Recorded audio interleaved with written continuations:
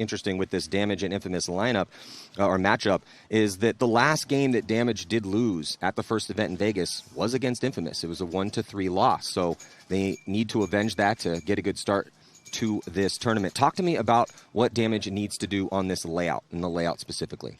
Damage needs to survive the breakouts against Infamous, obviously. They need to kind of stem the tides because Infamous is going to attack up the middle once the tapes get shut down. And just play Damage ball, man. Like, they've got a healthy squad. I talked to Joey this morning. First time they've been healthy in like 2 years. So he's like, not only do I have 5 or 6 healthy, I got 10 healthy guys, Rich. He's like, I'm super confident. So I think it's going to be a really good match. I think stylistically, Infamous is going to attack. Damage is going to counterpunch, and I think it should be a good match. And it looks like starting lineup, at least according to Joey, as of Monday, was Keith Brown, the Edwards brothers, Jacob and Jason, Chad Bougier, and Rainey Stanzik. And we're about to getting close to jumping into point number 1. You can see the layout there on your screen. Really long snake on the bottom of your screen. Runs almost the entire length of the field, so it could be snake side, strong side. Starting out point number 1. Looks like Damage initially going to triple up that back center, but they release Rainey up into that middle of the field, and on a nice secondary, gets right into that wedge at the 50-yard line. 5 alive for both teams, Maddie. A little bit of a more standard break here for Infamous, as Rainey is going to get chopped up trying to get across, and going to be a one-body advantage for Infamous starting from the red side. Man, Damage attacking early. You don't see that early on for Damage a lot, where they come out hot and fast up the middle. Yeah, Infamous, the first one to try and make it wide out here on the snake side, getting Zach Patient there alive, and now he can control that tape with Rainey Stanzak walking off. He's got Keith Brown in the snake tower, and he can just wrap the outside of that and try and keep him in that spot and help somebody come across and get in the snake. Man, can't wait to see these snake matchups here this tournament. And for this specific game, it looks like the Zach Patient versus Keith Brown, both hyper-aggressive, very experienced players that have been successful in the pro league. Looks like Patient is going to launch and get into Snake 1. Looks like, is that Brusselback getting out behind him? Yeah, so Tim Brusselback going to filter out. And then filtering up the field, Callie Rudolph, he's going to hit the deck. It's that Hertz brick. And looks like, Damage is, again, attacking that middle. As a body dropping right now, but so LA Infamous is going to even up the count. 4 on 4. No one on that D side. Callie Rudolph looking that way. He gets stitched up as he wraps around. Great job by Chad Bougier. Bougier is going to launch down that D side. Yep. And that is how quickly a game can open up. You lose one guy. Chad Bougier breaks through that Dorito side and takes out 3 bodies. Chad's going to come all the way around. He's going to go right past the buzzer. Doesn't even want to hit the buzzer. He wants to get that kill. Trying to find Patient in the snake. And Patient's going to get chicken winged here by Chad Bougier. Beautiful job. I love that. Don't hit that buzzer. I'm not out here to hit buzzers. I'm here to shoot people. Well, we were talking about, in our pre-show that we did, Todd, and everyone's been discussing this, how this field's going to play. And we're going to see a lot of points stolen on the D side. Sure enough, point number 1 here at this tournament, Chad Bougier steals the point from the D side. Well, Joey also said that he picked 5 as the over-under on buzzers being hit with bodies still being alive, and I think he's trying to manipulate that over-under right now because Chad very well could have gone over and hit that buzzer. He gave him the signal. Yeah. He's like, oh, no, man, I got money on this. In practice, did you find it was easier to shoot the snake corner out or the guy going for the snake on the break? To me, it was the same. Same shot? Yeah, we didn't do a great job of shooting either one of those guys. We were like 50-50 on both of them. Us running there, kind of the same thing. But, I mean, I'm really excited, being an afternoon session guy this week, to see kind of what the numbers look like here. So now taking the field here, Houston Heat and Seattle Uprising really like Heat's chances on a layout like this. They've been very successful historically since forming in 2012, multiple-time world champs. A little bit of change in their coaching squad as we got Tom Martinez up here. He's coaching Shock now. Ryan Smith retired to coach. They don't like picking up new players. Connor Kelly, really the only pickup that they've had past few years. And, also Uprising's had their solid core for years as well, too. Uprising's going to be in the black. Looks like we got a little bit of a technical timeout here. So Uprising starting from the blue side. And the murdered out jerseys all black. And then Houston Heat in their blue and red traditional jerseys. Looks like Chad George is going to be healthy and first attacker on this snake side. No surprise there. Yeah, him and Kelly's a nice little 2-person package over there. Yeah, Todd, break that down. Obviously, you got a lot of experience as you've coached in the past couple of years. Connor Kelly, Chad George in the snake. Break that duo down. Well, we know Chad George is a Hall of Fame snake player, right? Chad George has been doing this for over a decade. I remember the first time I saw him, I really didn't like him because we just couldn't stop him from going to the snake. We were playing against him, and he's just been doing that since 2007, 2008-ish, right? So he's been doing this for almost 2 decades. Connor Kelly, young, bright talent, one of the coolest kids I know. He can play the 1, he can play the 2. He talks really well, very dynamic, reads situations very well, very intelligent kid. You know, having those 2 guys, it really gives you the option of which guy you want to send up.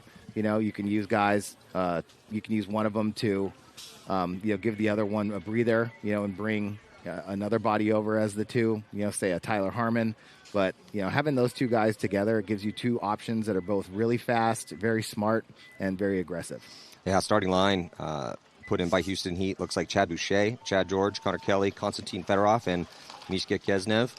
And then for Uprising, looks like Graham Arnold, Borromeo, Joel Eaton, Scotty Knight, and Brandon Olson. Oh, it looks like Dizon's going to get the start. Dizon and Monville. Yeah, we're having the pro teams put their starting rosters in. Those were as of Monday. But there's always a practice before the event, and sometimes things change in that practice, Rich. One of the things I haven't seen in a long, long time is Tyler Harmon on the bench for the first point of the match for Houston Heat. That's a very interesting call. Yeah, Tyler has played the lion's share of the points, and rightfully so. When we did the All-Star voting, on the field. 2 years ago, he was the top vote getter along with Ryan Greenspan. I think he was 2 votes behind Ryan. So it looks like That's we are just because Ryan voted twice. going to jump into point number 1, Uprising on the blue side. With our eye in the sky, drone shot, Houston Heat pushing the issue in the middle a little bit faster. Body dropping early for Uprising. Yeah, out of the back center, Matt. They do get outside wide on that D side and a little wide snake side getting to the tower, but here comes pushing the issue as Konstantin Fedorov glides in. Another body drops for Uprising. It's a 5-on-3 situation. Man, those are some tough deaths out of the back center here for Uprising. There's a back shot, a really bad bounce shot in the back center. And another one coming off for Uprising from that D1. So the body's getting whittled down for Uprising, is swarming up the field. Houston Heat, though, being smart. Yeah, getting that cross-field communication so important on every field. Yeah, Heat here with 5 bodies, all the positions. Only 1 player left for Uprising. He's in the snake corner. This point is academic. It's going to go to Heat. Uprising, man, they've been putting the work in, though. They flew down to Southern California to train against Aftermath and Dynasty on a non-layout. Oh, weekend. Nice job, guys. Yeah, so they are really trying to turn their story around, and they've had that core together. It's a very talented core. They've proven they can beat all the top teams. It's just they haven't been able to string the consistency together needed to make a lot of Sundays the past couple seasons. Well, and the middle of the pack teams are taking it more seriously, right? They're getting those double practices in, and they're putting a lot more pressure on the top teams, and I think that's why it's become such a competitive 20 teams, right? Or at least 16 teams or something. We only had 1 team not win a game, and it was one of AC Diesel at the first event. Yeah. So out of 20 professional teams, only 1 team didn't win an event, and it's the team with one of the highest paid rosters. So that's another one of the really fascinating stories that's going to be going down actually starting in the next set with Diesel taking on Notorious. Yeah, and I actually really love the addition of Tyler Michaud to the coaching staff of Seattle Uprising. Longtime pro, you know, he's from the Northwest, got connections up there, and you know, having a guy who's won at the highest level definitely can always help your team. Jumping into point number 2 with Infamous and Tampa Bay Damage. Looks like Russellback going to be getting shot, trying to make it up to that middle. They do get patient into the snake. Hard bounce going in there, though, Matty. Yeah, they did shoot him. It just bounced. So, yeah, the shots are definitely locked in here for Damage, but it is a 5-on-4 situation with that bounce on Patient, and he is alive in Snake 1. Rainey has launched on a secondary to get up to that Hertz brick, but Infamous also pushing the issue up in that middle at the wedge on the D side. Yeah, I'd like Zach Patient to go. He's pressing now. He's going forward now. Man, Zach just took a bounce off the goggles. Oh, it did not bounce. Caught him dropping forward. 55-on-3. Oh, Jason Edwards getting eliminated for Tampa Bay Damage. 4-on-3 advantage for Tampa Bay. Well, Infamous snuck into D3 on that top side to give their center player a little support here, and they do have a body at the wing out wide here, Snake side, but those mini walls, those wings are inset. Keith Brown now into the snake for Tampa Bay Damage. Yeah, and Keith can just crawl right down because that back corner can't really protect him. Looks like that's Callie Rudolph back there, and he knows he's in a low body situation, so he had to be over the top of that bunker to try to protect his front player up in that middle, and he gets clipped. We're gonna see if Keith Brown knows where Ryan Hall is over in that Dorito Tower. Rainey's coming to get him right now. Rainey clears out Ryan Hall in the middle. Chad Bouger off to the races again. Tampa's definitely playing with the chip on their shoulder. You can tell they're a little heated out there. Yeah, they're going to go up 2-0. And again, if you are just joining us, thank you so much for joining us here. Best paintball teams in the world throwing down.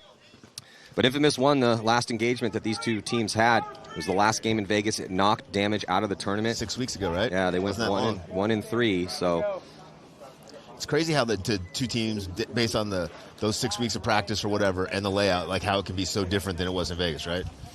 Yeah, Vegas was an unconventional layout. It was interesting, though, because Damage did so well on the unconventional layout 2 years ago in Texas, winning that tournament, their first win in about a decade, and then they had 2 wins in a row last year. But, yeah, they just couldn't really figure it out. So, but this is, again, much more traditional layout. Tampa Bay Damage thrives in situations like this, and like you said, playing with a big chip on their shoulder. Uprising has to survive the breakout here, guys, right? There's no way that they're going to beat Heat down on bodies. Lost a body the first game. They keep 5 along like this game. Looks like they might have shot Tyler Harmon, and it looks like Chad George gets a penalty. So 5-on-2 advantage here early on for Uprising. Yeah, first penalty of the tournament, assessed on Houston Heat. Didn't take long. Yeah, but 3 bodies coming off. So 1 pulled on the penalty, and Tyler, I believe, got shot trying to get into step 1. Yeah, he got shot going in, and then whoever's behind him got the penalty, either Chad or... These are the moments that Uprising can't squander. When you have a big break like this, you're playing a top team in Houston Heat, and you have a big high body situation, got to close out. Yeah. And all the guys are walking off you past the field, on your side of the pit, so you know for sure that it's 5-on-3. Well, this is why Uprising has confidence, because they've played good teams and just decimated people on the break. Their breakouts are amazing, right? Yeah, I mean, they can be. Sometimes they're not, but, I mean, they do have that capability to shoot multiple guys on the break. They lose 1, they lose 2. But, on the closeout here. 5-on-2 to a 3-on-2, guys. Oh, and a penalty pull, too. So. Now it's a 2-on-2. Yeah, Uprising's probably going to lose this point. We'll see. Borromeo closing up the middle, looking around, he sees the chaos that set in. They do clip out. Ryan Moorhead, I believe, was in D1. And it looks like it was a 1-on-2 situation in favor of Uprising, but Uprising came close to squandering that big high body situation. You're going to get a talking to from Tyler. Yeah. New coach Tyler Michaud. But this is the thing about the difference between good teams and, not so good to bad teams. Is that when you have a 5-on-2, you shouldn't lose 3 bodies on the close. No. The most you should lose is 1 body. Just calm down, do recon real quick. Yeah, see, this is, let's listen in real quick to Uprising's pits. And then Moorhead was in the Seattle. I saw him run up, so you heard me yell it, right? You heard me yell monster at the end. Uprising. I confirmed that I heard you. Yeah. Did you hear me after the recon? Yeah. Mikey, Shane, on coach, okay? Scotty, Graham, Brandon, Shane, Mikey. Okay. Go, boys. Yo, guys, on Tyler, okay? Scotty, Graham, Brandon, Shane, Mikey. Coach Omrod. Right here. Pause. I got you, Graham, immediately. Calling the next line. So we'll see if Infamous answers here. Down by 2 early to Tampa Bay. Points have gone pretty quick, so a lot of time still in regulation. Damage on the blue side. Infamous on the red side. 5-on-5 break. Yeah, good break for both teams. Infamous does get outside. They lose their first attack here on the Snake side. Big bite to the 400, Matt. All the way up into D4 for Infamous, and he makes it clean. That's going to put the pressure here on Tampa Bay, and they start screaming bloody murder. But the Infamous loses another body, Matty. 5-on-3 advantage for Tampa Bay Damage. Infamous pushing that D side with that early big move all the way to D4, and then get a body out to D1. He's going to go, looks like Barrett's going to march right into D3, but they lose Ryan Hall. 52, Matty. 5 for Damage, 2 for Infamous. Big advantage here for Damage. Already up 2 points. Damage still stuck in the pocket, but with a really high body situation, doing all the work with their guns here, Todd, just shooting those bodies out wide Snake side. Yeah, absolutely. When you see your guy go down that side really quickly and get into that D3, D4, you just got to stay alive and let him go to work for a second over here. But nobody on the Snake side. Rainey, Keith, 41. They're going to come down the Snake side, start wrapping on. They get 1. And the last body, Joe Barrett's going to get taken out of that Dorito 3. He's going to walk off. And you see Sam Silberg and Joe Barrett turning around and looking at their Snake side, probably thinking, what happened? Kind of what you just called it. What went on over there? We're in. You got Silberg in D4. Barrett made a nice fill to get out wide and to get up with them. So the second attacker close to the first attacker, and then just lost everybody else. Yeah, I mean the first one was Patient, right? Zach Patient died. Yep. But was that you said Silberg? Was yeah, up I think there? it was Sam up there. Silberg had already made the move, right? Yeah, and they had 4 guys alive when he made the move. Brustleback, he needed to stay alive there. Ryan Hall was in that center small temple on the Snake side, locking off, keeping Keith from coming this way. Just let your guy, give him a minute. See if he can make something happen. Yeah, especially now going down 3-0 with players in great positions and just bad survivability middle and on that Snake side for Infamous. They're going to need to tighten things up. All evened up at 1, Uprising and Houston Heat. That's the breakout right there that Houston Heat just did. That's the most common breakout you're going to see this weekend. Or 1 outside. Connor Kelly taking a little early walk for Houston Heat. Tyler Harmon having to fill back from the center temple into the stand-up tower snake side. 4-on-5 advantage for Uprising. Yeah, Uprising making out wide to D1. Looks like the tower wants to get out wide snake side, too. He's going to fight and get out wide and makes it clean. Ryan Moorhead. Ryan Moorhead taking the walk from the South Electronics bunker. Here comes Olsen attacking the middle in this 5-on-3 situation. Tyler Harmon, the great fill out to the corner and then into the snake mat. I'm not sure if they saw him go in or not. Yeah, Uprising is wide on that Dorito side there. In the Dorito 1 looking inside and now make a move up the middle. Olsen, he's going to go over here and try and lock off that snake side. Uprising just puts 2 in the snake. Oh, double up the snake. The old double up the snake 1 technique. Not a tactic we've seen yet today.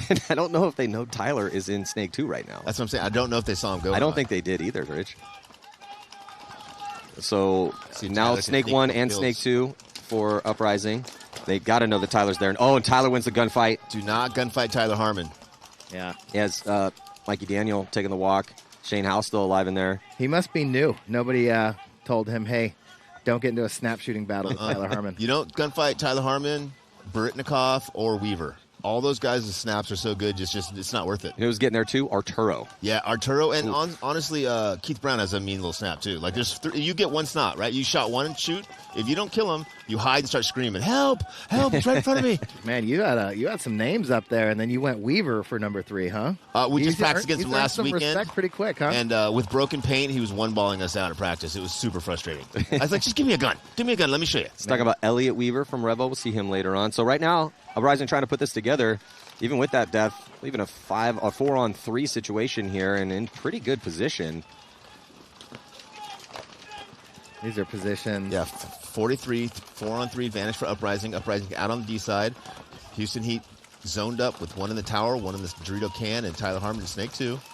Yeah, Uprising D1 and D2. And Olsen still actually did a little tactical retreat to get back to the Hertz brick on his side. Oh, and looks like death. Here comes Sam Monville losing a gunfight. Very rare that he gets shot in that situation. Tyler Harmon, if they win this point, it's because Tyler Harmon was able to make the fill to the corner, fill to the snake, and then get that crucial kill. Listen, if you're going to have 2 bodies left on the field, Tyler Harmon and Ronnie Dizon are not 2 bad guys to have. No, for sure. These guys have won multiple low body situations. I've witnessed it firsthand. If there's 2 guys that are going to talk to each other, work together, and win gunfights, it's these 2 guys. Really, really smart and good gunfighters, right? But good gunfighting and smart. As we talked about in that first point, or second point, if you're going to close and if you're going to be a good team, as Uprising hopes to be, you need to close these situations. Yeah. Well, up bodies. And Shane Howe just needs to go trade out with Tyler, right? It's a 3-on-1. You're up bodies. You have position. Yeah. There's a lot of time to work with, too. It's still 9:39 on the it's clock. either 3-on-2 or 4-on-2. If Shane can just go up and trade out with Tyler when he's shooting inside, they can win this point because it'll be a 3-on-1 with Ronnie in that can. But Shane's just been waiting for that perfect snapshot. And again, you're not really looking to snap fight with Tyler Harmon, right? Like, that's a not winning scenario. Yeah, Tyler's hoping to bait Shane into a snapshot battle. Right. Because if you're in a low body situation, you're hoping you have to. You're looking for gunfights. Yeah, you only get shot in the side. Okay, they do lose Ronnie. I mean, Ronnie was gunfighting out of that can. That can's kind of a tough spot to be in. Yeah, if they're outside on both tapes, it's tough. So it looks like they are going to concede the point to save Tyler the pain. It was a 4-on-1. Yeah, but they were up on score. I'm surprised they didn't let at least another 30 seconds. 1-1. Yeah, 1-1. Yeah. Well, yeah, I'll give credit to Olsen. I've seen Olsen win some pretty nice snap shooting fights, too. And they also had Graham Arnold over there as well. So executing that 4-on-2, that's what you got to do if you're Uprising. There's Olsen right there. Yeah, Uprising at the last event, they beat Fit in a 1-point game, but they lost to Revo, lost to Heat, and lost to the ML Kings. Ended up with a -6 on the point differential with 16th place. And again, Tampa Bay damaged with a 13th at the last event, trying to avenge their loss to Infamous. Loss that knocked them out of the tournament. And damage is looking nothing but fabulous right now. Just perfect through 3. Keith Brown, snake break on the break, Maddie. Yeah, still got the wheels. They're doubling up that back center here for Tampa Bay. As Infamous, with still a lot of time left, 10:26 on the clock, but a lot of ground to make up. 5-on-5, Maddie. Yeah, attacking up that middle, getting to the Hertz brick early. Keith Brown now snake 2, now snake 3. Keith Brown to snake 4. He's got some help with Smith. Yeah, Smith moves right next to him. Infamous with 2 players up the middle. Infamous does make it out to the snake corner. Smith just found the player at the wedge. He didn't know he was there. Player at the wedge missed his shot, so he's going to go back and get with Ryan Hall. I like that. You have to be proactive in there. Once they catch you, you just reposition, go to a different spot. Here comes Jacob. Jacob's going to try to drop the hammer, but the body's no longer there. It forces the reaction, though, so he does end up getting a trade. I saw a lot of guys trying to make that jump over the beam and get somebody moved last weekend in practice, and it's tougher than it looks. That guy repositions so fast, a lot of times you go get him, he's not there anymore. 4-on-4 situation. Infamous taking the snake now in snake 1. Damage in the Dorito can. Jason Edwards, he's going to fill out to the snake corner behind Keith Brown, try and help him get around. Just made the move across here for Infamous on the right-hand side of your screen, getting out of that Hertz brick to protect the snake a little bit better. Keith Brown getting in a gunfight, patient down the sideline. They both check each other back in. Yeah. 4-on-4 here. I wonder if Jason Edwards made that move because he saw Ryan Hall come across to that small brick over here on the snake side.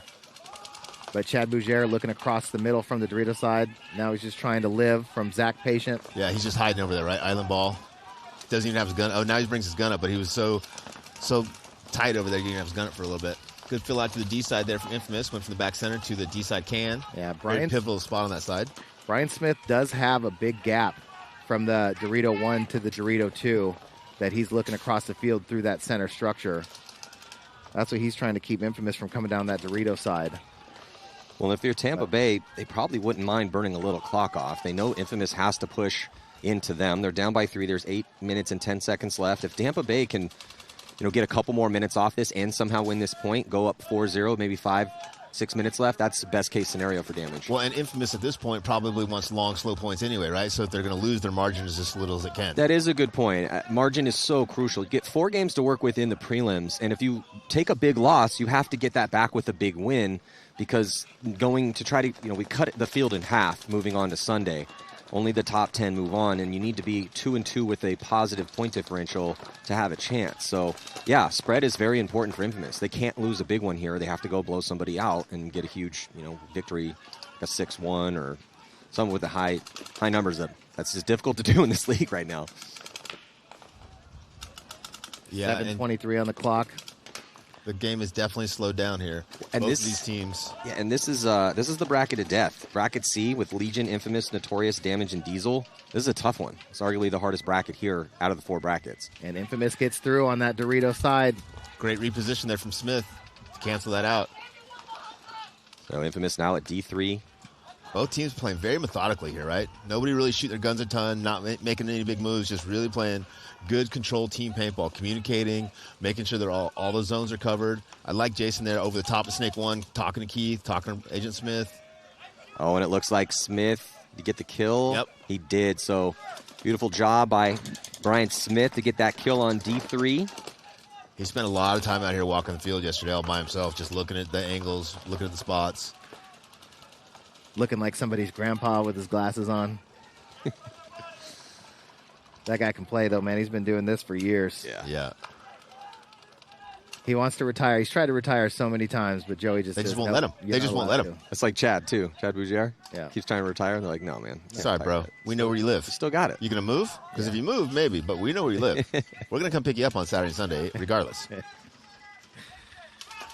Yeah, this point is kind of going exactly how you would draw it up if you're Tampa Bay Damage.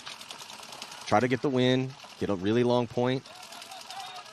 Infamous, 5:55 on the clock, down 3. But like we were talking about, if they do take a loss here, really can't lose a big one when you are in the bracket of death. And it's going to be no easy games, most likely, in this bracket. But look at the bounce shot here on Keith. So Keith Brown taking the walk from Snake 4. That might have been a bounce shot. So frustrating when you get shot in those bounce shots. Yeah. You're like, I'm not really counting that as a death. 3-on-3 here, right, Matty? Both teams with one in Snake 1. Damage with the Hertz bunker in the center with Agent Smith, and Chad over there in the can on the D side. Looks Yeah, like Zach and the snake for Infamous. Well, with the death of Keith from that bounce shot out of the snake. Did you see where it came off of? It was coming off of the mini wall here, Okay, yeah. and I couldn't see because the player for Infamous moved into D3, and I think he was in D2 when that bounce shot. That's at least what it looked like. I think that's Callie Rudolph over there. Callie Rudolph now. In the 4, right? Yep. Yeah, but with that death of Keith, it gives a lot of breathing room because Patient does not have to worry about battling Keith Brown down the sideline. But now it's up to, Zach Patient has the ball right now. 100%. And they're down by 3 points, right? So he can't sit there and play defensively, right? Yeah. If they want to win this. Well, he does have to worry about Snake Look 1. Look at this move, Matt. Oh, Brian Smith What a comes through, move. stitches up. Gets all 3 Zach of them. Patient, he dunked on Ryan, shoots Smith. That's going on the list. Pate Smith Log gives out $500 in the prelims and $1,000 on Sunday for move of the tournament, and that's on the list. Brian Smith. And that's playing proactively, right? Like, Infamous was just sitting back there, locking up, and Brian's like... And they have the lead. Damage has the lead. Brian does not have to make that move. Nope. The coolest thing about that, though, is, some of the things that you can't teach, right? Well, you can, but it's hard to learn for some guys to, use in the moment. But as Brian Smith, he uses the center structure. He uses the big Hertz bunker to block out the Dorito side to come shoot Ryan Hall out of the little wing, and then uses that temple in the snake over there behind him to continue to block out Callie to shoot the snake eye. He could have just ran all the way down, bunkered out the snake, but then he'd find himself in no man's land, unprotected, spinning around. As soon as he turns around, he's already using that snake side temple to play against Callie Rudolph and shoot him. Yeah, that was a perfect all-star move. Great job, Brian Smith. So jumping into this next one here, very close game. Uprising beating Houston Heat, 9 minutes on the clock. Uprising with the advantage here, Matt, 5-on-4. So another high body situation for Uprising. Houston Heat does take the snake, though, Matty. Yeah, Connor Kelly on a secondary gets into snake 1. He's going to get some help with Monville. Monville gets out into the tower as Uprising flies out to the corner. Now, these back bunkers are in set a little bit, so you can't really gun battle down the sideline. It's a soft corner, meaning that bunker is inset into the field slightly, and that gives Connor Kelly some breathing room if there's no one in the snake with them. Yeah, Ryan Moorhead does take that Dorito 1 on the break. Chad George gets shot coming snake way, so 5-on-4 advantage. It was getting tight in the back there, but able to create some space. Uprising gets out to the corner and gets out of that double back center. And Uprising's looking like they want to just sit on their lead, right? They're up points. They just want to get to their spots and shoot their guns, but they need to reposition. They lose their first player out of back center on that bounce shot. Yeah, that's a bit of a tough death. You got the lead. You're playing Heat. You just got a body into snake 1. So there's snake 1 on your screen. Trying to keep Connor Kelly honest at snake 2. Connor Kelly talking it up with Sam. Shane Howe coming across, getting into the snake. Holland walking off for Uprising. Fedorov, Moorhead, Monville, and Connor Kelly for Houston Heat. Shane Howe in snake 1. Yeah, almost got the snappy there. Shane Howe and Connor Kelly exchanging down the snake tape. I think that's Joel Eaton behind him in the snake for Uprising. Houston Heat, looks like Ryan Moorhead gets out to the Dorito corner. He's going to look to try to push up that Dorito side. Well, Connor Kelly just gunfought his way here into snake 3. Put Shane in, made the move up to the next notch. Looking, and he, again, that's just a little cake. So he's protected down the sideline there. Now has to worry about it a little bit more as he gets into snake 4. Yeah, should have got out of that bunker earlier when he had a chance. 4-on-3 advantage now for Houston Heat. Shane Kelly gets the elimination in the center of the field. Yeah, with that loss of that body, Shane Howe gets up another notch of the snake. Does have that back player behind him, but that gets a little tough in there if you're the only body on that side. And they're up in the snake, which Connor Kelly is. So, yeah, I think Uprising has the advantage over here, being in that corner. And corner and snake, right? If they could put in Sam Monville, Shane Howe could go to work one-on-one with Connor Kelly. And if that player in that can over there, if they got pressure off him just a second, he can get out to that Dorito, they can hold the whole field from those spots. Yeah, Fedorov, Moorhead over there pushing that Dorito side. Here comes Moorhead up 1. 42. Yeah, again, and it's Houston Heat. The death comes out of that can. Tough to live in that can in this situation. Houston Heat pushing the issue. There's no one, not looking at anybody in front of them on that D side. Just, the 2 bodies left here for Uprising with 6:15 to go. So it's a 2-on-4 situation in favor of Heat to try to tie this ball game up.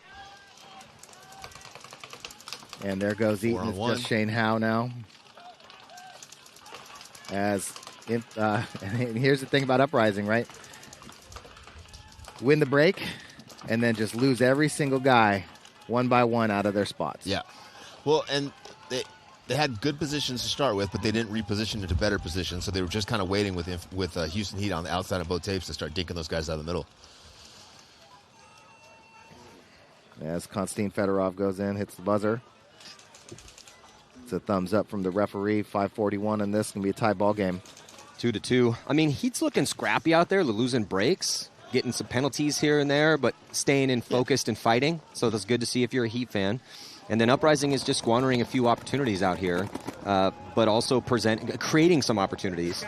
They're doing a really good job on the breakout. They're just not doing a great job of after the breakout. In the pits with Houston Heat.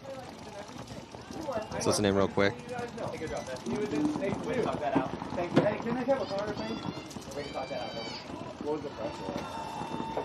shooting it, but they were behind it low that time.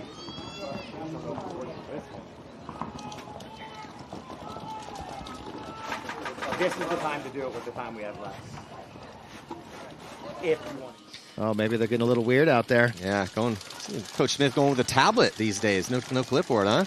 Jumping into this next one here, big lead for Tampa Bay Damage with about 4:20 on the clock. Looks like Keith Brown, they're going to go offense too. Keith Brown snake one off the break, took a bouncer though. Yeah, hard bounce going in there. And they're still doubling up that Zach back a little too much. Center. So it looks like Zach Patient will be taking the walk from trying to attack snake two, and they lose Silberg on that top side, the D side. 53, Matt. Yeah. Infamous with a good spread, but down by 2 bodies here. Well, this is where in a 5-on-3 situation, already down by 4, Infamous in the bracket of death, really needs to be careful to not take a big mercy rule loss in this situation. And that's kind of the way it looks like it's going, right? Yeah. And you can't lose confidence either, right? Damage is a good team. They're coming off the last event where they didn't play well. You know, you ran into a team that was hungry, prepared, ready to go, right? It is tough, though, right? You come out to your first match. I'm not saying they're going to get goose egg, but you come out to your first match, no matter who you're playing, you get goose egg. You're like, hey, listen, everything we did was wrong. Nothing we did worked. So I don't care what you have to say, right? Everything we did, we have to scrap. We have to start over. Let's watch what the other teams are doing because nothing we figured out worked. And I was hearing good things from Infamous. Oh, I heard the same thing. I talked to Joey this morning. He's like, yeah, we heard good things. Well, Infamous, they're pushing the issue. They got 3 bodies spread across the field. Ryan Hall past the 50-yard line. Oh, looking for kills. He does get the kill on Keith Brown. So Ryan Hall making a count past the 50 onto Damage's side. Damage playing on their heels now. A little desperation run back to the tower. Does he make it clean? Referee going to run in and give him a check. Callie Rudolph pushing the issue here on the snake side with the chaos caused by Ryan Hall up the middle. And he takes some ground. He's almost at the 50-yard line too. And they're also at D3. Yeah, 4-on-3. Infamous pushing down on bodies. Tampa Bay Advantage lose another, Matty. 3-on-3. And I might be writing Ryan Hall's name down on the plays of the prelims list as he's just got a 2-pack so far, and he's hunting up that middle. We'll see if Barrett and Rudolph can play off the chaos that Ryan Hall's causing right now, but it looks like the back center clips out Callie Rudolph as he tries to get past the 50-yard line, but Ryan Hall is still alive. All the way on Damage's side. He's at that white tower looking to run through to try to finish this point off with 2 minutes and 18 seconds left to go. Joe Barrett's going to get in the game. He gets past the 50, and he's now pushing the issue to try to pinch out that back center. Joe Barrett tries to get across. He gets taken out by Marky Ireland, though. Yeah, it's 1-on-1 now, Matty.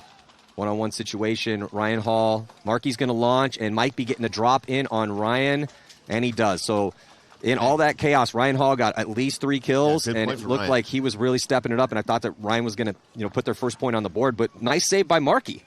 Yeah, absolutely right there. And Callie getting shot at a snake was huge, too. That was on the back center. Yeah. Marky was at the tower. Okay. But, yeah, I think that was Smith at the back center. That was crucial. So, yeah, that was a huge kill on Callie Rudolph, but Ryan Hall is fired up in the pits.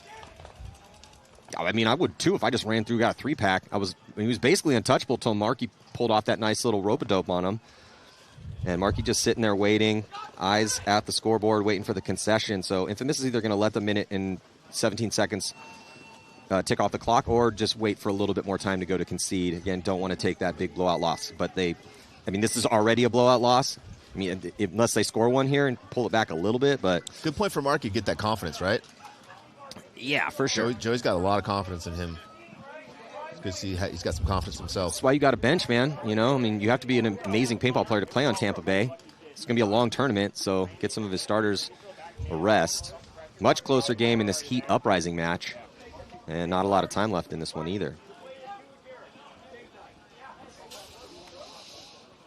in the pits with Tampa Bay. So these are those moments that Uprising struggles with, right? They had a lead. They're playing a good team. They've been winning breakouts, right? Can they come through in this type of game? Houston Heat's been in this situation a million times, right? A lot of times come out on the winning end. Yeah. Uprising, if you're going to go far, if you're going to get better, these are the type of games that you have to win. Yeah, and look, when you look at the schedule and match up against Houston Heat in game 1, and then you're in this situation, just like you said, if Uprising can pull off this victory, that's a huge mental momentum burst for them to move into to play their next 3 games. Yeah. Well, it looks like... Did they take off? The scoreboard has just changed. Yeah, I don't know if that's correct, but you can also see they got Olsen coming back, Arnold coming back, Holland, Borromeo, and Eaton, right? That last point, they switched out their squads, right? Like Daniel's got some spins, Hal's got some spins. Yep, they're playing a lot of guys, trying to figure out Scotty Knight, who's gonna get the job done here. But this is their starting lineup.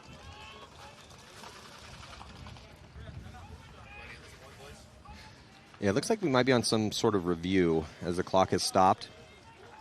This is a big moment for Heat too. They've been staying in it, fighting through some treacherous situations. That's what I'm saying. Is it Heat that steps up or Uprising that steps up at this point? Momentum seems to switch back to Heat, but we'll see. Remains to be seen. This breakout's going to tell us where the momentum is right now. Yeah. So so we got Monville, Harmon, Connor Kelly, Mishka Kesnev, and Ronnie Dizon. Looks like Mishka and Ronnie going to be going D side. Harmon, Kelly, and Monville, center snake side. Tyler to the snake, do you think? Oh, no, it looks like Tyler's going to go up the middle. Yeah, I think he likes going to that little temple and working his way back to the tower. Connor Kelly's going to go to the temple. So a good Tyler 5-on-5 break at least to start. Yeah, referee checking out Tyler as Mishka launches up that middle to get to the Hertz brick. 5-on-5, Matty. 5:25 to go. Uprising makes the corner. Yeah, makes it clean. Uprising does shoot one, but bounces. That's a huge bounce there. That's you shoot Tyler in the break. It's a difference in a lot of points. 100%. 5-on-5. Houston Heat still trapped in the pocket. Mishka now crawling up to the 50-yard line wedge up towards the D side of the field, staying as low as possible. Yeah, it's a little different position for him. Usually he's in that 2 position, kind of locking down the side. They've got him more as the attacker over there, trying to lock down the middle / snake. It's a better field position here, and our eye in the sky for Houston Heat there from the red side. Mishka, yeah, like Rich was saying, trying to lock down that snake. They get a body out wide. Sam fills out to the corner for Houston Heat. He's going to try to put Connor Kelly in to the snake, and there goes Connor Kelly into the snake. Sam Monville inside of him. Tyler repositioning from the temple into the tower. They've already kind of established their look over here. That's their package, snake side, Sam, Tyler, and Kelly, and that's a strong package. Uprising going to match it by getting into the snake with Eaton. Fills up from the corner. Yeah. Uprising's leaving that player in the back center for too long. That back center is super vulnerable to blind shots and bounce shots, and there's not a lot of good shots snake side. We're in set 1. We've already seen a decent amount of guys die out of that back center. Might as well just get out of there. Tyler Harmon now going into snake. Oh, almost cut off Sam Monville there. So Houston Heat with 3 players snake side. Sam Monville in the corner, Tyler Harmon snake 1, and Connor Kelly up in snake 4. Well, the intention for Houston Heat has been offense. They launch early with Mishka up the middle to kind of set the tempo and the pace. Connor Kelly gets in the snake. He's now up into snake 4. And Tyler Harmon with that nice little retreat to get out wide. Just perfect so far. And then Sam Monville's going to cut back to the tower. So just love the look here from Houston Heat so far. 5 bodies alive. Yeah, and I don't like the look for Uprising. They cannot hide in the back line here against Houston Heat. If Houston Heat takes all the 50s, that back line gets real thin real fast. Yeah, that Dorito can's going to get super small. He's the first one to die. That'll be the can of the death for this event. Watch. I mean, he's already playing it like it's getting small. He's and down on his his knees. He had a couple knees. checks. So, yeah, they have the tower, back 3 in the pocket, and then snake 1 for Uprising. As Connor Kelly's going to get past the 50-yard line here in the snake with again, Tyler right behind him at snake 2. Mishka's still at that wedge. And there goes the tower. So Olsen getting shot out of the tower. Yeah, just much more proactive for Houston Heat. And then another death for Uprising. And 5-on-3. Looking like this should be curtains. Still 3 bodies left alive, but they're in a real tough positions here. Yeah, it's just that mental game. I feel so much for Uprising. Right? They just didn't want to make any moves. Wanted to try and win gunfights. if they don't win that break, it seems like it's difficult for them to win these points. Well, and they don't leave their primary bunkers, right? They start at the same spot they die in, right? They've got to get in better spots. Well, they'll have one guy make it to a secondary and then post up. Everybody watches that guy. Whereas, Houston Heat out. So Mishka starts in the back, glides up to the Hertz can, and then knew exactly where he was going to go to the wedge, right? And then what does he do? Immediately he starts zoning up. He's protecting that snake. And then after 5 or 6 moves, again, thinking proactive, playing on their toes, making all these nice moves, staying alive, playing crisp. It was just perfect. From Tyler makes 2 or 3 moves to get the snake. Sam makes 2 or 3 moves to get to the corner, protect those guys. Yeah. It's definitely. And you can, like, if you get the Dorito 1 in the corner, you can hold bodies off, right? But if you're trying to hold off a decent amount of bodies, no one in those center bunkers can live when the snake and the Dorito are both hot. Those bunkers get real small, and you either die on one side or the other. Well, I think Uprising, their opportunity on that last point was to go down the Dorito side, right?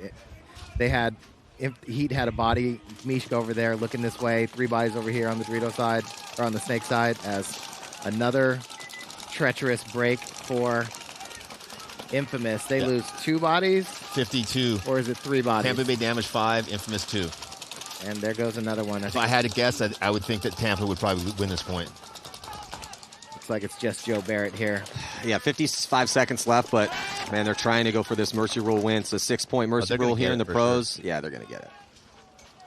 Man, Tampa Bay damage looks good. Flawless. That's why we wore the blue shirts, okay? It is. Well, because we figured either them or Dynasty would be doing well. Or Shock, Hey, Shock's blue, too. One of the blue teams. We're definitely going for the blue team. Or New York. NYX. Hey! Like, they got a lot of black in their jerseys, though. That's super racist, bro. No, just a little bit of blue in there, too. So, Tampa Bay damage getting checked out by the ref. Looks like that was sort of a thumbs up, but... So, 6-point, just complete demolishment of Infamous. Really thought this one was going to be a close game with all the good things that we were hearing about Infamous's practice sessions and how good that roster is. They didn't get picked apart in the offseason. Looked pretty solid in Vegas and just got completely shut down by damage. What a big statement from Tampa Bay. Well, and Infamous doesn't have an easy road going forward from here, right? Like, they've got other tough teams in their bracket. They've got to now go win with a -6. Well, they play Diesel next, and talking about a team that is going to be out for blood at this one, it's Diesel, the only team that didn't win a game at the first event, and a team with one of the highest payrolls of any team, so they need to have a good performance. That's definitely the most talented team that has struggled the most to kind of find their footing, right? The most talented group of players that's taken the longest amount of time to become a team, right? They have all the talent. Just got to figure it out. But this is good to see. You look in Tampa Bay damage pits, listen to this. They're talking angles. They're talking moves. They're not just patting each other on the back. Hey, great job, boys. Break it down, break it down, break it down. I can't see that gap. So he made it into the alpha. And so he put me in as he's running saying Shark Week 5 or Shark Week the alpha. And then so he put me in, I rolled to the inside. Jason's running down, paint's coming everywhere. Yeah. Marky's one of those dudes that when he talks intensely, his neck veins just start throbbing. Uprising, Houston Heat getting out to the field. It's good to see Marky still out there playing. Yeah, I liked him better when he had a gold grill. Got a little older, less gold grill. It's way bigger than he used to be back in the day when he was a kid. 100%. Yeah, he's like 3 Markies from when he was a kid. For sure. He used to be the skinny, mouthy kid from South Florida. Now he's like the jacked old dude from South Florida. I like that. I've seen some things. Yeah, I've seen some things. He grew up. He matured. He got another opportunity to play here on Tampa Bay Damage, and he's getting spins out there. Yeah, and it's not easy to get spins from Joey Blue. No. So, you got to give him a lot of respect for that, right? He stuck with it. Was gone for a little bit, came back, but he was definitely a rage guy for a little while. Yeah. No, yeah, it's a cool paintball story for sure. So, yeah, Tampa Bay Damage looking like one of the favorites here. See, can Uprising get back in this match? Don't have a lot of time to work with here. Houston Heat has fought through a few low-body situations and a slight 1-point lead. Going to have Notorious taking on AC Diesel and Revo and Blast Camp. So we'll see the first teams, Revo and Blast Camp from bracket D, and Notorious AC Diesel in the bracket of death, bracket C.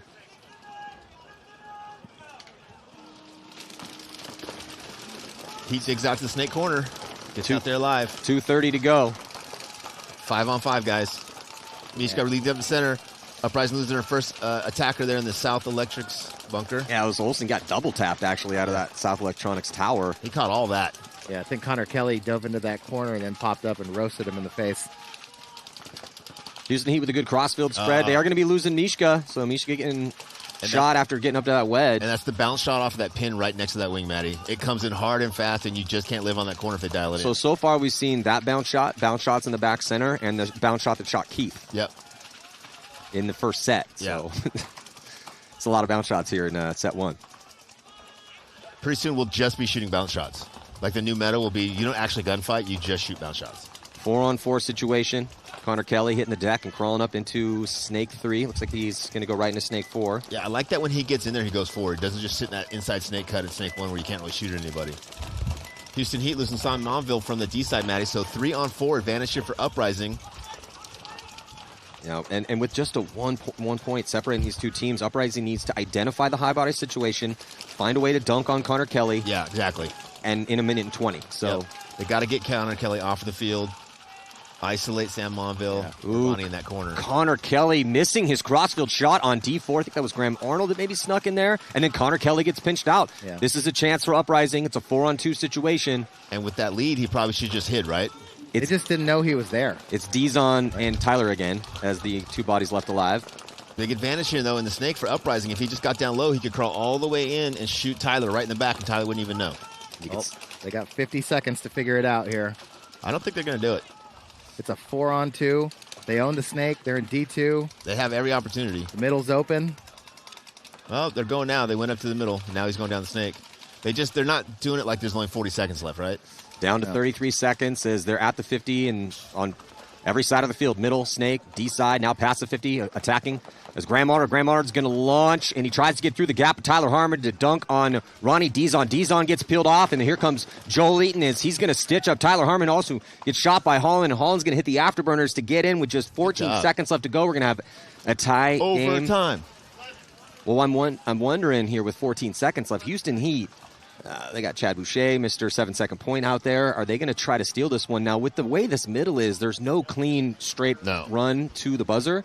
You have to get and jump over the pins. We're not going to see a 7-second point out here. Nothing impedes the Leopard King, Matty. Yeah. Okay? No center structure shall impede the Leopard King. Will ever slow down the Leopard King. The Leopard King. All right? Yeah, when I saw him. You ever see a leopard run at a tree and be like, oh, crap, a tree. No. Maybe I should go around. What do I do? Yeah. No. I don't know what to do over with the this. tree. You bound. I hope I see it. Bound. Through the jungle, Matty. I mean, throw the Leopard King out there, Chad Boucher. You know, see what he's got. Yeah. Let Chad Boucher spin. Yeah, he hasn't come in yet, has he? No. Perfect point to bring him in. They'll never expect it. They will never see it. I mean, on this field, it's probably Mr. 9 seconds, right? Yeah. Instead of 7 seconds, but yeah. 7.5. Something under 10. I am wondering, as this is always one of those questions that we ask, what is the possibility for the fastest point you could put up with this layout? Knowing you have that big center structure, you have to either jump over or get around. And you can shoot guys on the break here, right? So you can, if you get a couple key kills, you can do a 20-second point. It's just, like you said, you're jumping over or running around things. Yeah, and if guys do make it out wide, you can't keep guys in that back center very long because this back center has already been kind of garbage. If they take the two corners, if they get alive to the two corners and look inside, you're not winning a fast point. Yeah, you're winning a fast point if you shoot a couple bodies on the break. 100%. Yeah. And they catch a major. That helps. Hey, instant swing point under 60 seconds. Baby. That would definitely help.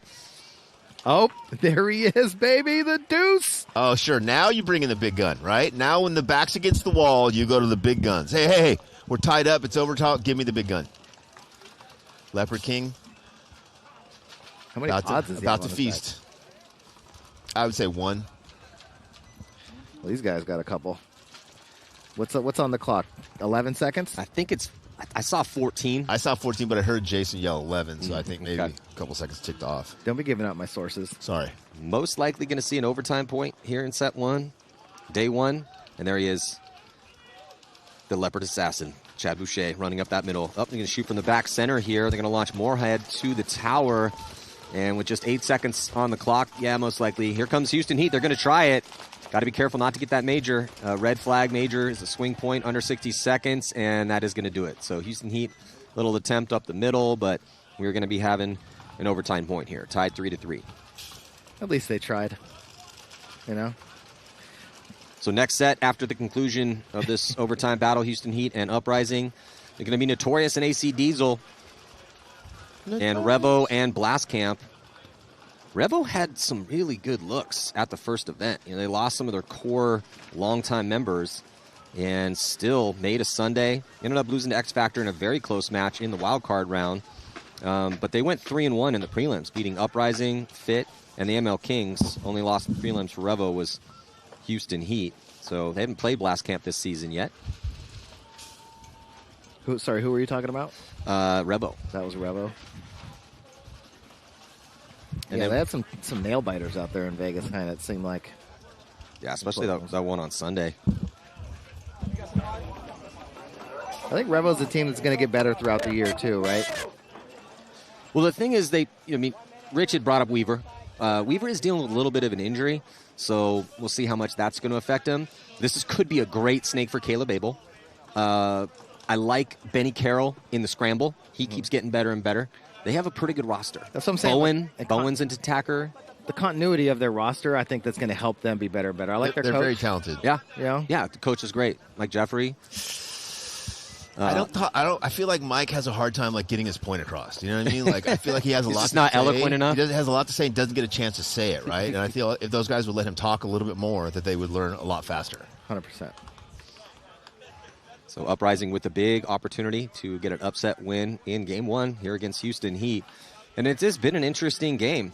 Uprising has won some breaks, squandered a couple opportunities. Houston Heat fought back and just, tied 3-3. Tough one to call. I mean, obviously, with their historical record, got to give this one to Houston Heat, but this would be a big moment for Uprising. 5-on-5, Maddie. Yeah, 5-on-5 break, throwing 5 minutes on the clock.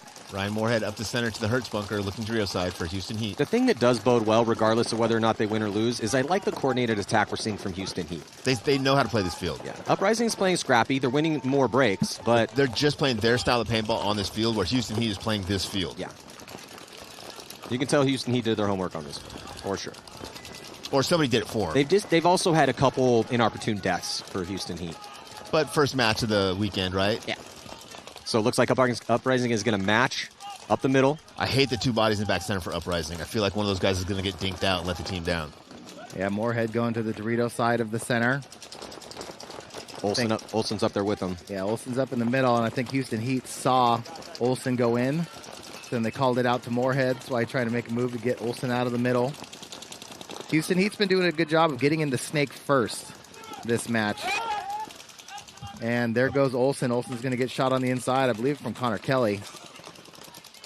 But everybody else from Uprising still in their primary spots. Yeah, Houston Heat still in the pocket. They got the flying V with Ryan Moorhead in the front. Connor Kelly behind him in the temple. And they let Uprising get out. 2 secondary moves here for Uprising. Ooh, the tower might have got clipped. No, I think that might have came off the bunker. But they make it out wide to the back bunker and to the tower here, Snake side. That's a good field. They've got to keep Connor Kelly out of the Snake, right? They can't let him get in the Snake and the Tyler reposition back to that tower. Connor's thinking about it, man. And there he goes. Yeah, that sucks for Houston. Yeah, there we go. Well, we know exactly what's going to happen on this side of the field with Houston Heat. Yeah, Uprising, they won by getting out on that Dorito side. And going up that. Right, and then they elect not to run out there, not to risk the body, and keep them back. Now they got to win these gunfights. They haven't been able to stop the Snake. Yeah, if you can't contain the Snake side, you can't stay in those bunkers, right? You've got to get out and down the Doritos. Yeah, this is not a field that you're going to be winning it from the backfield once you've given up the real estate. Another body coming off for Uprising. Yeah, 5-on-3 advantage for Houston Heat here. 2 players in the Snake. Tyler Harmon backing those 2 players up in the Snake tower. Yeah, Connor Kelly in a real good position in Snake 4. Moorhead's been up in that middle the entire overtime point so far. Yeah, Uprising just doesn't understand what they need to do on that D side of the field right now. They've got that guy playing that defensive position in that can. There was never an attacker on the D side for Houston Heat, and so he just had his gun that way the whole time, just kind of waiting to die from the Snake side. Yeah, Connor Kelly's been pretty gun dominant in this Snake as well, too, winning the majority of his gunfights. Not necessarily shooting the guy all the time, but just being present with that gun out. Yeah, absolutely. Nobody really wanted to gunfight Connor Kelly. Heads up over here in the Snake. He's had a lot of freedom. He's had protection. Uprising, again, just trying to win gunfights out of their primaries, maybe making that bump out to the corner. Ryan Moorhead on the bounce shot gets eliminated. Oh, that's a really huge kill for Seattle. Uprising right now with 2 minutes left in this overtime period. 4-on-3 now. If they can just hold off and take this over to 1-on-1s, then it's going to be an amazing day. That's definitely going to help. It's just a big option off the field right now. Yeah, the wink link is still the guy in the Dorito can, though, for Uprising. He's just waiting to die over there. As soon as they can attack him from the corner and the snake at the same time, he can't live there. Yeah, Monville getting closer to Connor Kelly with Tyler Harmon at the tower behind him. Connor Kelly is going to get up past the 50-yard line here, Snake. And then he's trying to put the pinch on that can. Tyler's calling the timeout down there so his guys know how much time they have. Minute and 27 seconds to go. Yeah, Connor Kelly on your screen trying to get it done here for Houston Heat.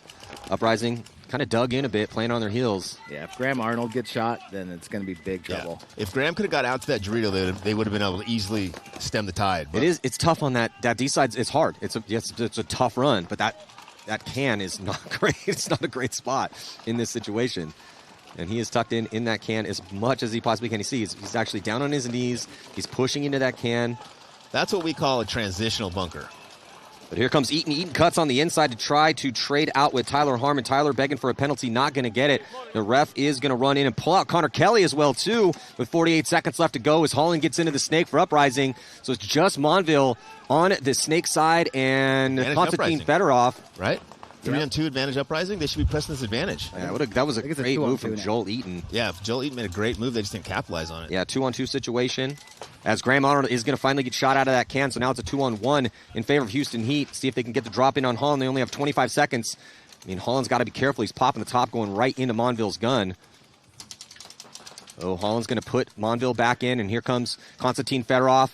But as Holland switches inside, Monville doesn't even get shot, and he's going to have enough time to steal the win here in overtime with about 7 seconds left to go. Nicely executed in a very chaotic close from Sam Monville and Konstantin Fedorov here for Houston Heat in a come-from-behind victory. Great point for Houston Heat there. They were control that, and they had the field advantage and the body advantage the whole time. Talked to each other really, really well. Got a couple bad deaths, but we're still able to just advance up the field, apply the pressure, and get that win. Crucial. Hey, that's a good win for Heat. Come from behind, scrappy victory. Uprising does not look bad, though. They did squander a couple opportunities, but hanging with one of the best teams in the world. It's going to do it here for set one. Tampa Bay Damage get the big 6-0 Mercy Rule shutout victory over LA Infamous. Next up is going to be Notorious taking on AC Diesel and Revo and Blast Camp. I'm Eddie Marshall Hill, Rich Telford, and Todd Martinez on Go Sports. Thank you guys so much for joining us. We'll be right back.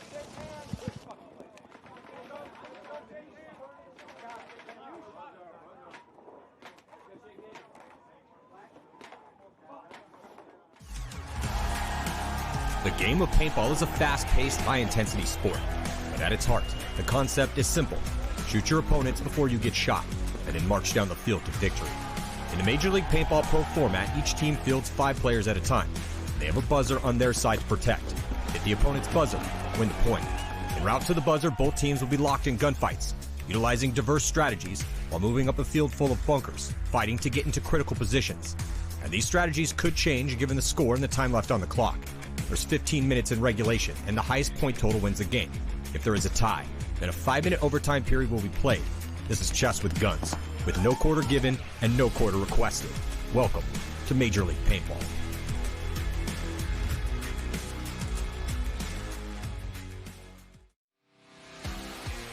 The second event of the 2024 NXL Major League Paintball season is here, and the best teams and players in the world are gearing up for battle in the Lone Star State, April 26th through 28th. After the dust settled at the first event in Las Vegas, Dynasty proved that they are still the greatest team ever to play the game, with 3 come-from-behind wins at the event. They ran the table on Sunday, even though they were playing with a tight roster. With the absences of Blake Yarber and Chris Shear, they fought back from an 0-3 deficit to take down Rising Stars New Orleans Hurricanes in the final match. They will still be the favorite in Texas, as this is their second win in a row, with 10 victories since the COVID break in late 2020, including 4 World Championships.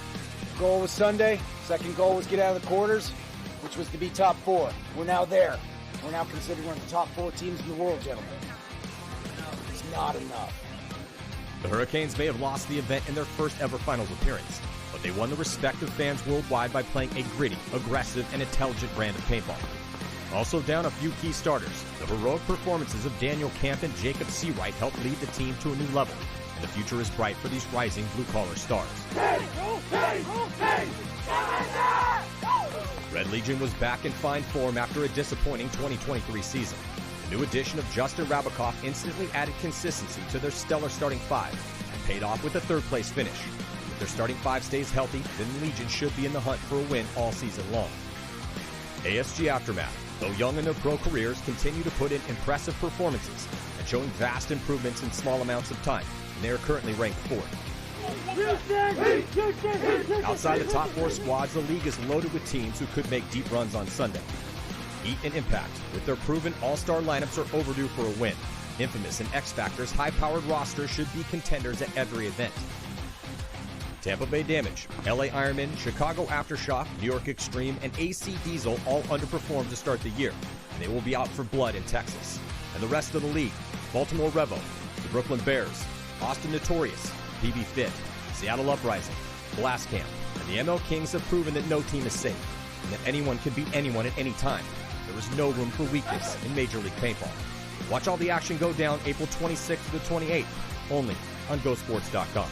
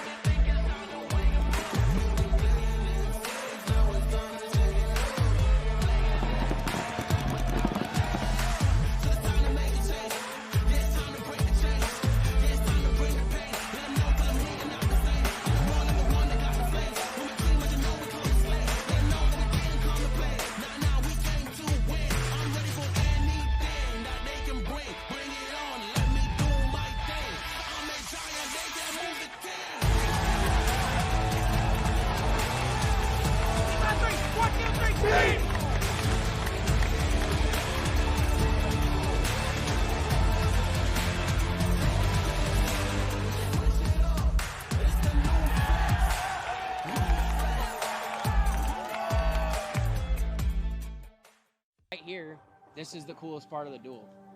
I boxed when I was younger in high school. I wrestled, and you always put your feet in the ground and you look straight across at your opponent, whether it be 80 feet or 5 feet. It's one-on-one, man. It's no man's land out there. You can try to think you have a way, and it could get completely corrupted really quickly. I think that it's the truest form of skill. Shows how quick you can be, how much work you've done with your gun skills. I get to battle this guy. I get to go to war with this guy. $10,000. $10,000. I've never won $10,000 playing paintball. You can't bluff. You can't pretend like you're good. You got to put 10 points up. And you got to look the other guy in the face and tell that guy that you're going to put 10 points on him and he can't do anything about it, or maybe he will. Gunfight. Gunfight. Get on this box, look the other guy in the eye, tell him you're gonna fuck him up, and go fuck him up. It's that simple, baby.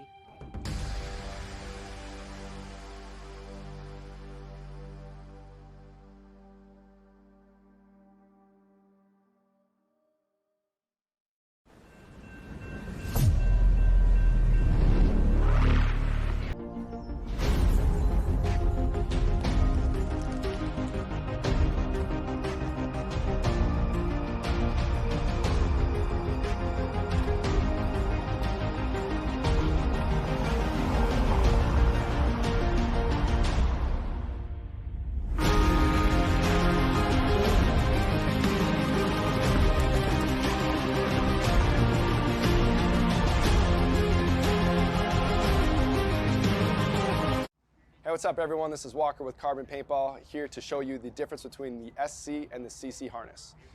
Our premier pack is the SC harness. The first thing you're going to notice when you grab that is actually how light it is and how small it is. In fact, it is 1 pod less in width than a traditional. Welcome back. Set 2, day 1 here at the 2024 Major League Paintball Lone Star Major. Matty Marshall alongside Todd Martinez and Rich Telfer jumping into point number 1. Notorious taking on AC Diesel. And Notorious going to be in those gray and white jerseys. They're starting from the red side. AC Diesel, dark jerseys, blue side. And first to strike will be Diesel 5-on-4 situation as they attack the middle early. Staying in the pocket with the rest of their bodies. No one getting out wide quite yet for Diesel. Yeah, we were wondering if we were going to see Archie Barnes launching out to that snake over here off the break. Does not go off the break. Diesel just shoots one and then loses the body out of the middle. But that's going to allow ABJ to come across into the snake. and he's going to crawl all the way to the 50 right away, and this is going to be bad news for Kyle Spicka's back. That's poor Kyle Spicka was in a really good spot in the middle. That's Spicka, right? Yeah, Archie Barnes just eats up Mouse, too. It started with Ty Bateman, though. Ty Bateman getting that outside movement early for Notorious on a secondary, getting into D3, and then, man, that looked like it's curtains for AC Diesel. What a rough break, as they had a 5-on-4 situation. Ryan Gray's not going to be happy about that, right? Yeah. Losing to the team he coached last season. I think that was actually Jesse that was in the middle there. Oh, was it Jesse Stevens? Yeah. Good first point for Notorious off a strong move by Archie Barnes Jr. And who was that up on the D side? Ty Bateman. Ty Bateman. Good move up there to D3, D4. Yeah, it looked like a couple of the guns shifted out wide. And I believe might have been Clint taking the first walk for AC Diesel.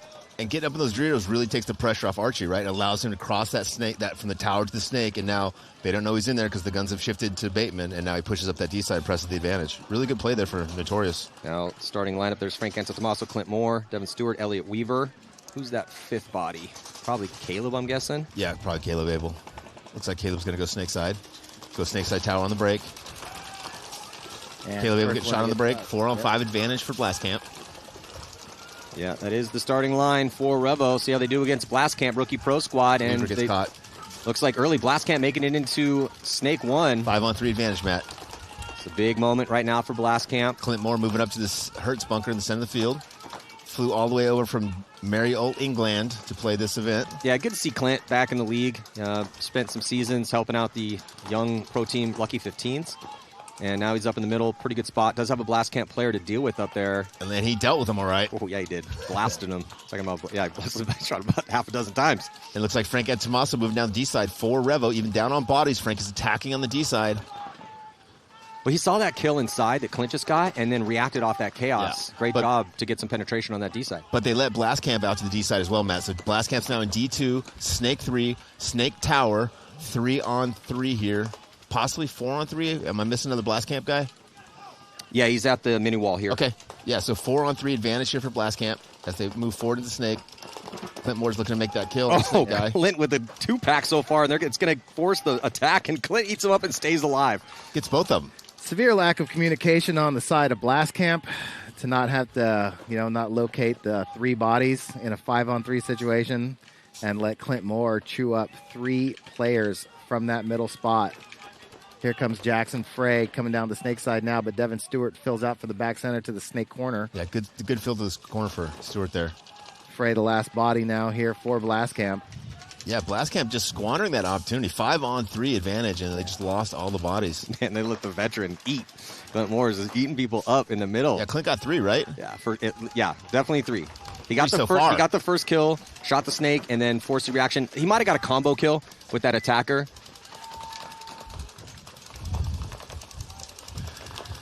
But that's definitely going on the list. Yeah, Blast Camp's going to want this first point back.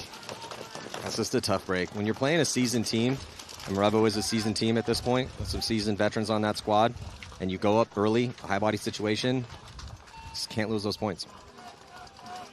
Yeah, when you're a team, right, and you have the body advantage and the field position advantage, and you don't have any pressure on you, and you lose that point, it's devastating, right? Yeah, I mean, LaPapa was playing that snake very loose. Very loose. Very loose.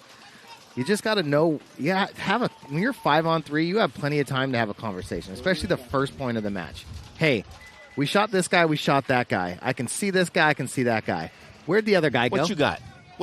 Would you see him on the snake side? No? Both bodies walk the snake side? Maybe he's in the middle.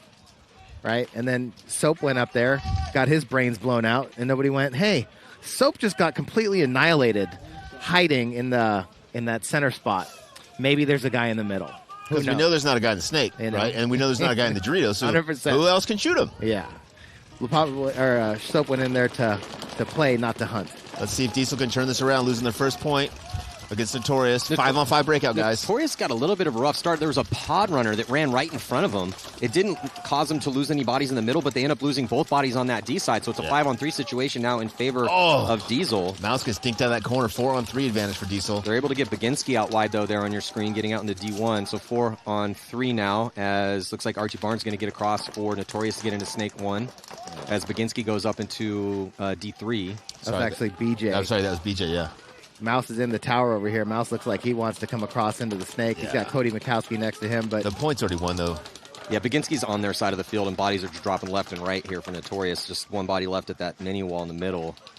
It's going to be just a few seconds before Baginski gets that kill, too. Nice job by Baginski on that D side. Perfect side for him, right? If it's open, you go. If it's not, you don't gunfight your way up there. Yeah, the crafty survivors, the guys that can get, stay alive, take advantage of situations, high IQ, D-side players, really going to thrive on this layout. The Corey Halls of paintball. Yes. Corey Hall is going to possibly be really good out here for Aftershock this afternoon. So Diesel gets one back in the pits right now with Notorious. We're going to need a big day out of Corey Hall for sure.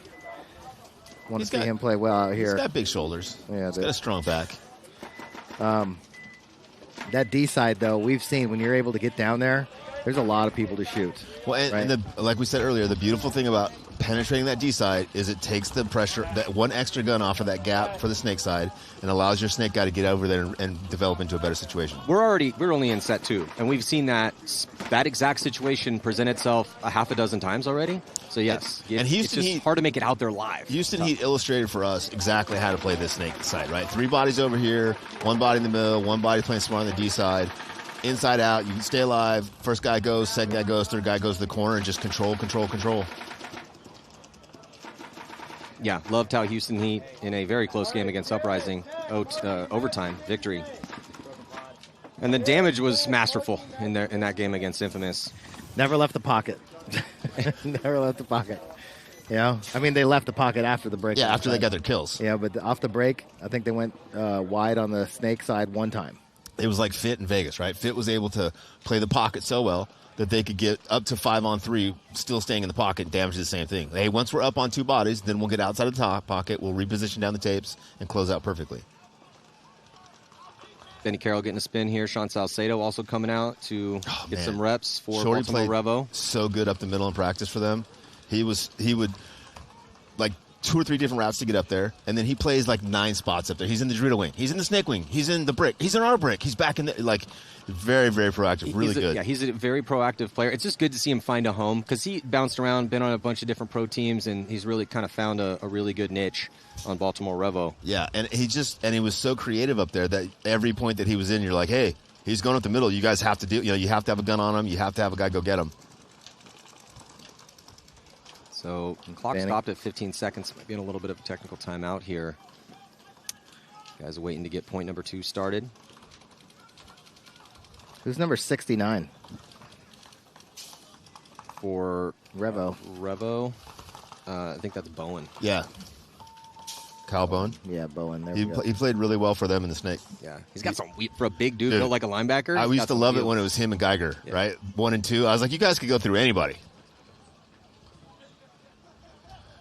Yeah, he's got that real explosive speed for a bigger guy. Great timing. He gets in the snake. It's cool that Revo has kept such a solid rock. Losing Henry Sense and O'Mara, it's a big chunk of what was their starting 5 for half a decade. And the fact that they still have this pretty nasty roster. What if they did better without him? Well, that's what they're probably trying to do. Obviously, right? They're probably trying to show that. Yeah, O'Mara and Sense now on the rebuilt Ironman squad,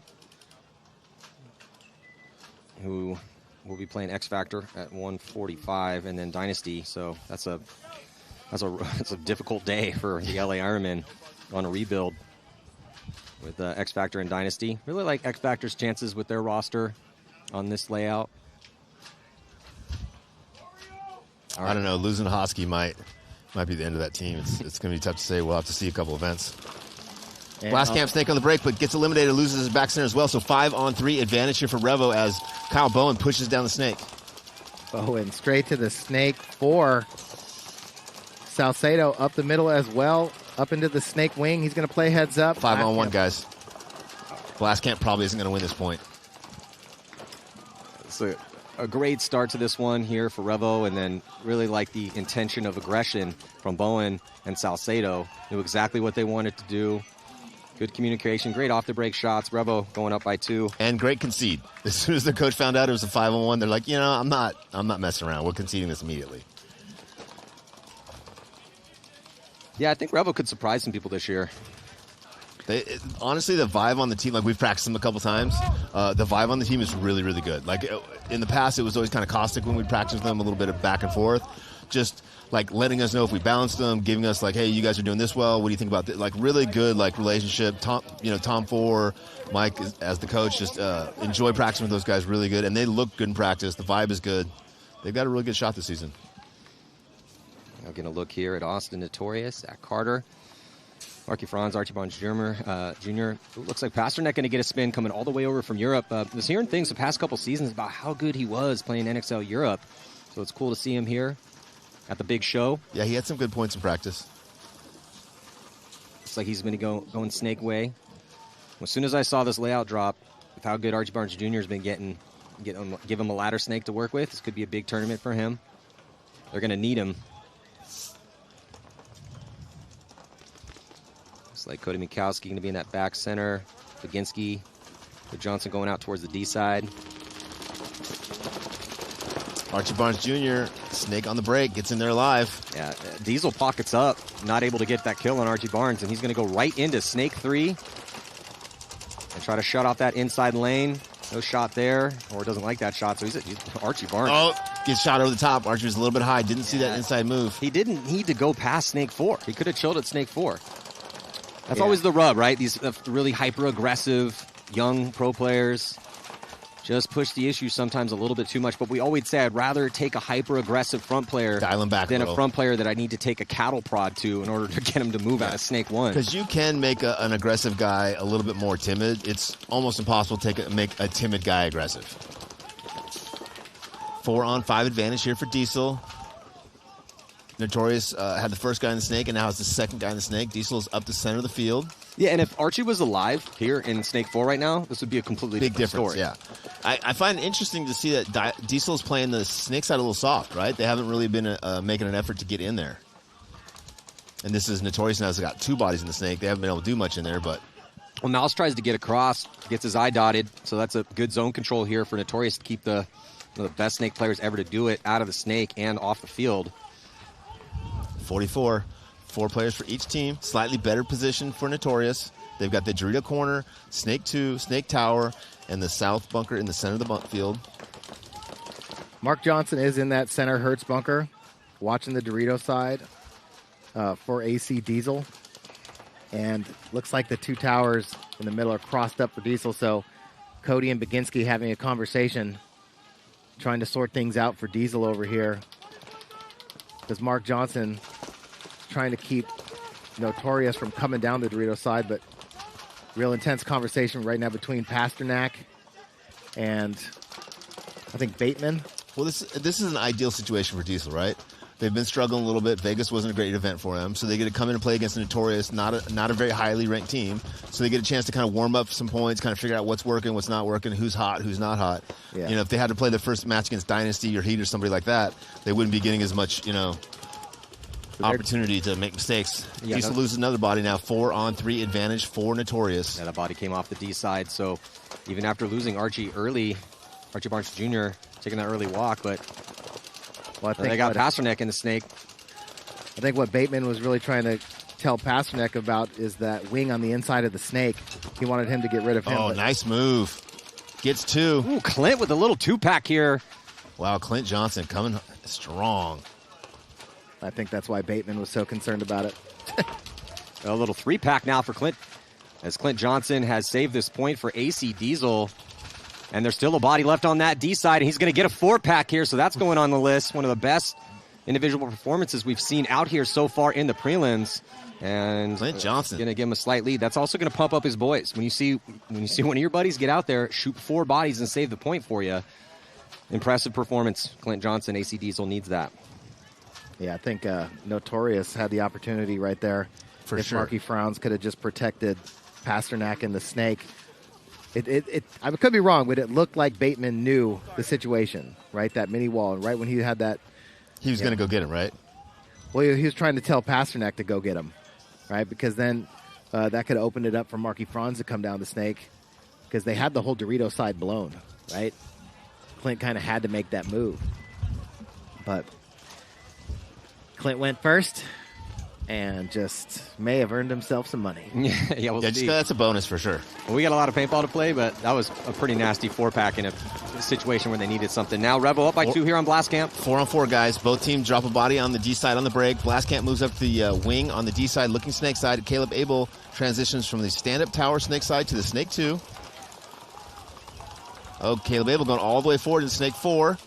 Now going past the 50, Maddie. Yeah, I can see our eye in the sky is real good position right now for Revo.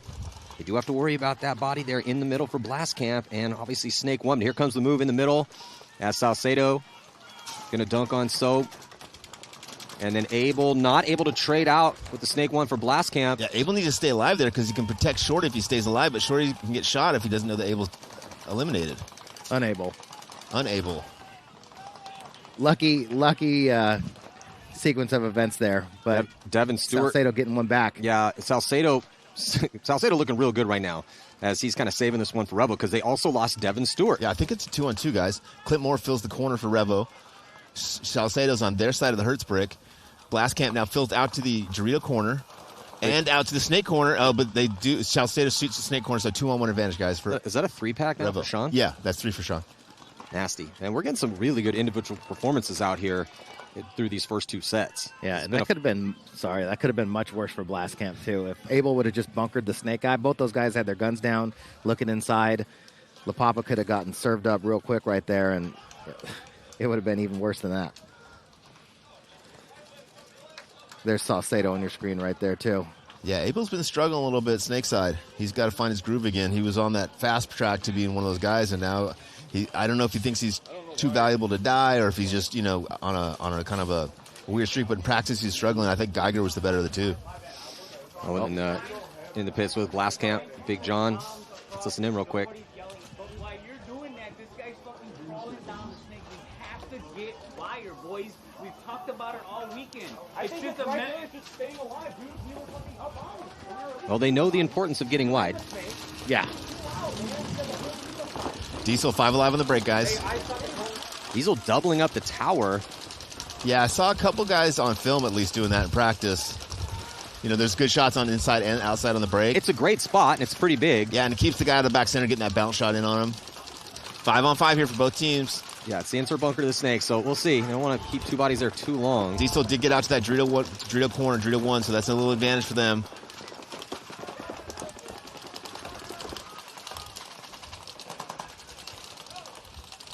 Like they've changed and had Clint Johnson become their first attacker Snake side now for Diesel after that last point.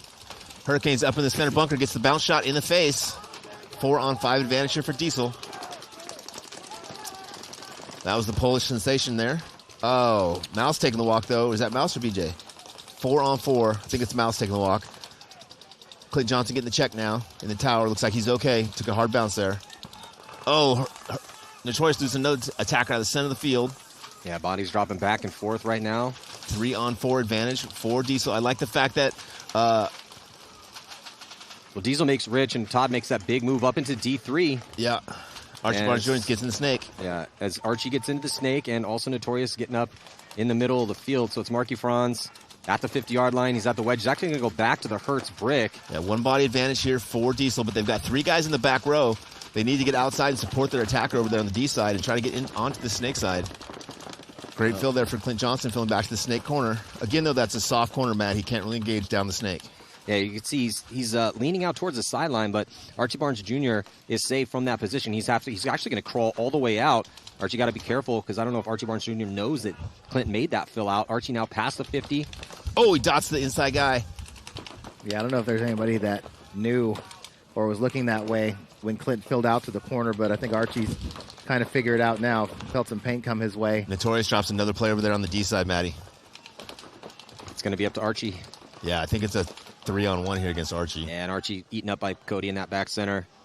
Yeah, he just turned around to check and see if he had any friends alive. Diesel, though, clearly doesn't know the body count. Yeah, Marky Franz still in as the lone body out there for Notorious in this 1-point game at that brick, and Diesel doesn't have the count. Lots of bodies have been dropping, so this is one of those situations you're probably not going to have the count perfect. But they are walking right by you guys to go to their pit when they walk off. True. They should know it's 32, 31, something like that. I think they're close on it. They may be off a body. they're kind of playing like there's one more out there, and looks like they're going to save the time and Marky Franz's pain and give Diesel a 2-point lead now. There's 7:28 to go. Is that Spica that got outside Diesel for Diesel? That was Jesse Stevens. Jesse Stevens. Him get outside there was a big difference in that point. They're the same height. Jesse just has way bigger thighs. Yeah. Well, Kyle always kind of wears those like big baggy jerseys and stuff, so he looks bigger than he is when I see him walking. I mean, Kyle's very fit, but jacked. Jesse looks like he's been deadlifting cars. He's getting pretty more in a thick. bulking phase. Yeah. Is there a different phase than bulking? Not at our age. We're in a permanent bulking phase. Yeah, that's Jesse. Let's listen to him real quick.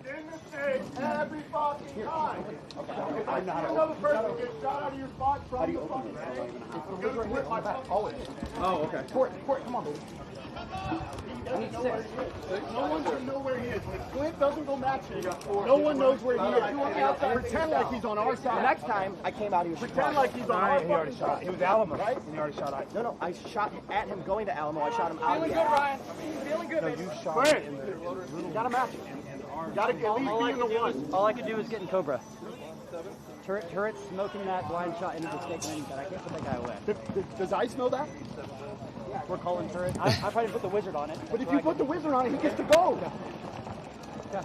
Because then that changes everything. Now the guy's got to go play him heads up. Yeah. That's good. So Coach Gray pleading for more communication. If we lose our guy in the money, you got to immediately start shooting the chain. Okay. Don't let the motherfucker in. All right, yeah, okay. So looking at the injury report, Kyle Spica listed as questionable, potential back injury. Oh, okay.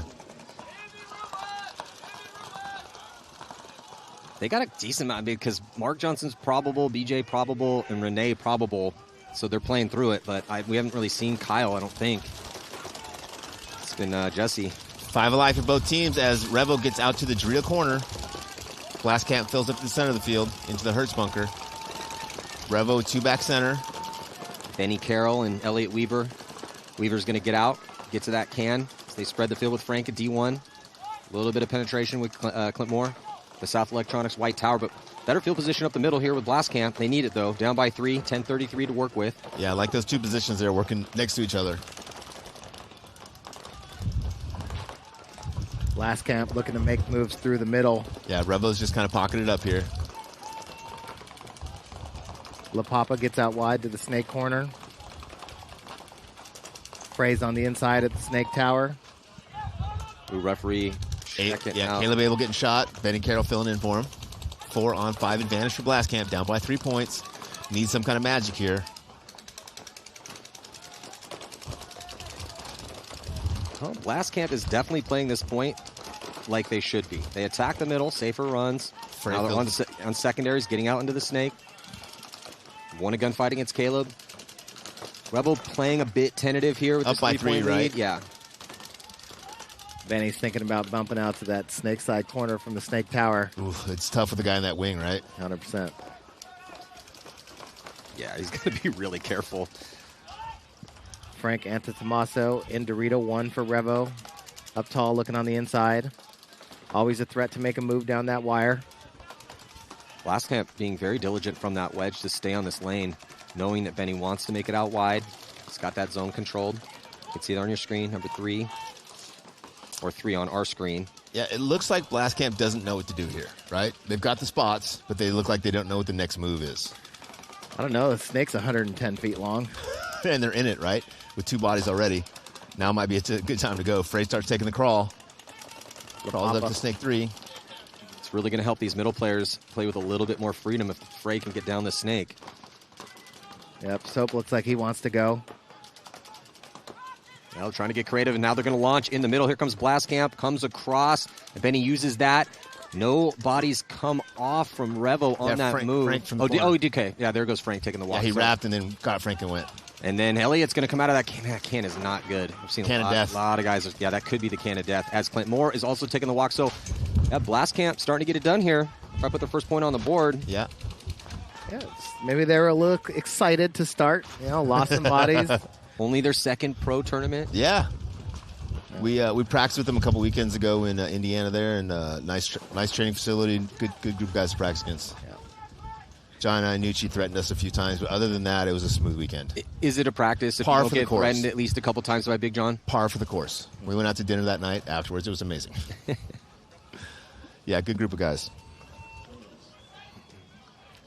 Did Big John threaten you? No. Oh, okay. Threatened to hug me harder. I was like, yeah, I bet you won't, and he did. It was great. So, yeah, solid close there from Blast Camp. Jackson got up into the snake, liked the move in the middle. It's a bit risky, but it ended up working out great for him. Yeah. And kind of a little bit of a rough defense there from Revo. Yeah, to me, if you got a lead and you want to sit on that lead, you've got to get outside, right? You've got to get snake one or snake corner and the Dorito one, and then try to get those guys out of those back stand-ups and forward into the center Hertz bunker, those two little wings, because those spots you can live forever. But if you let them get outside and you're in the pocket, you're dying. Yeah, for sure. It's just science. So now, Does that mean you're a scientist? No, I'm a lab technician. Is that why you wore your white coat today? That's why I got my white coat on, my white Crocs. I thought you were naked under there. Oh, I am. Yeah. wishful thinking there, Todd. But you can too. Oh, hey there, little guy. Oh, there's nothing little about that guy. So Notorious with one on the board, a little 2-point lead for AC. AC Diesel. It's their first game of this tournament. They lost all their games in Vegas. Yeah. This is already kind of must-win for them, man. They need to have good performances out here. Well, Diesel is winning this match, but they're not looking great, right? I mean, for a team that should be one of the top 4 teams playing against one of the teams that should be, in the middle of the pack, you'd expect them to see, a little bit more distance between the two teams. But Diesel's still struggling to find their legs, We all know they're going to find them. It's just a matter of time. Well, they brought in Ryan Gray. Never heard of him. New coach this year, Coach Notorious for the past 3 years. Trying to instill some more discipline, better teamwork, better communication. Diesel has weapons. It's just about how you make them all work together. Diesel 5-on-3 advantage here. Good point for them, right? They're able to sit in the back and shoot all these key guys out, and that's a really good point. If you can win from the pocket on this field, then you're playing pretty well. But they do let Notorious fill out to the Dorito. Archie Barnes is in the snake. You can't keep Archie Barnes Jr. out of the snake. I'll tell you that right now. ABJ is going. I like the move across into this Hertz brick from Pasternak. A little safer, right? Yeah. Well, now that he got his snake player in there, I mean, he was farthest up the field. He still is the farthest up the field, but getting this body in the snake, some a little bit more freedom in the middle, because now AC forced to contend with Archie Barnes Jr., who is stopped at snake 2 though. There's no one in front of him. I think that's maybe in because the they're down snake. on bodies a little bit. He wants to get a kill first before he goes. Yeah, and they have a little bit of time to work with. They're down by 2 and there's 6 minutes left. And there's no one in the snake with him. Again, soft corner. That corner is inset. He cannot keep the player from moving up the snake.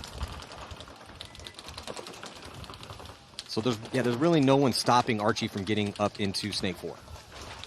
Yeah, they got to hunt, right? They got to hunt. They can't just let AC Diesel sit back there, talk, have the freedom to look around. They got to put a little bit of pressure. You put a little bit of pressure in one spot, releases the pressure in another spot, and somebody has an opportunity. Pasternak getting creative up in the middle as he now moves up into his third position he's been in so far as he gets to that 50-yard line wedge. There goes Archie Barnes, going to take the 50 snake. A little tactical retreat from Pasternak. I like that, though. Every time, in my opinion, every time they catch you in that middle, you should reposition. Archie's got to find a kill here. Archie Barnes Jr. has now moved up into snake 4. Yeah, 5-on-3 advantage for Diesel still. Bateman's still at D1. Yeah, he's got a back center dumping on the gap on the outside of his bunker. Yeah, I mean, he's gunfighting out of that spot. He's not just chilling, looking and shutting an angle down from a really far away position. They will not let him through that gap. It's just rude. Diesel has not taken the snake from that corner. So they're really slow playing the snake. Out of all the teams here, they like the snake the least.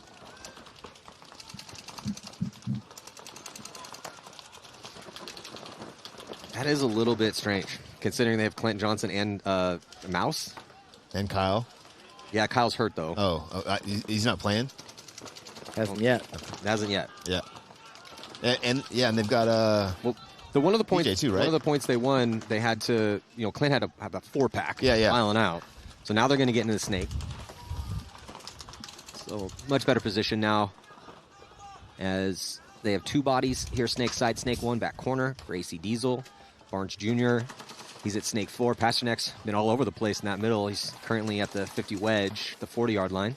And then Bateman is still at D1, and they're starting to run out of time here. They still have a little bit of time to work with. There's Bateman on your screen, 3:45 to go. No pressure on Diesel, though, right?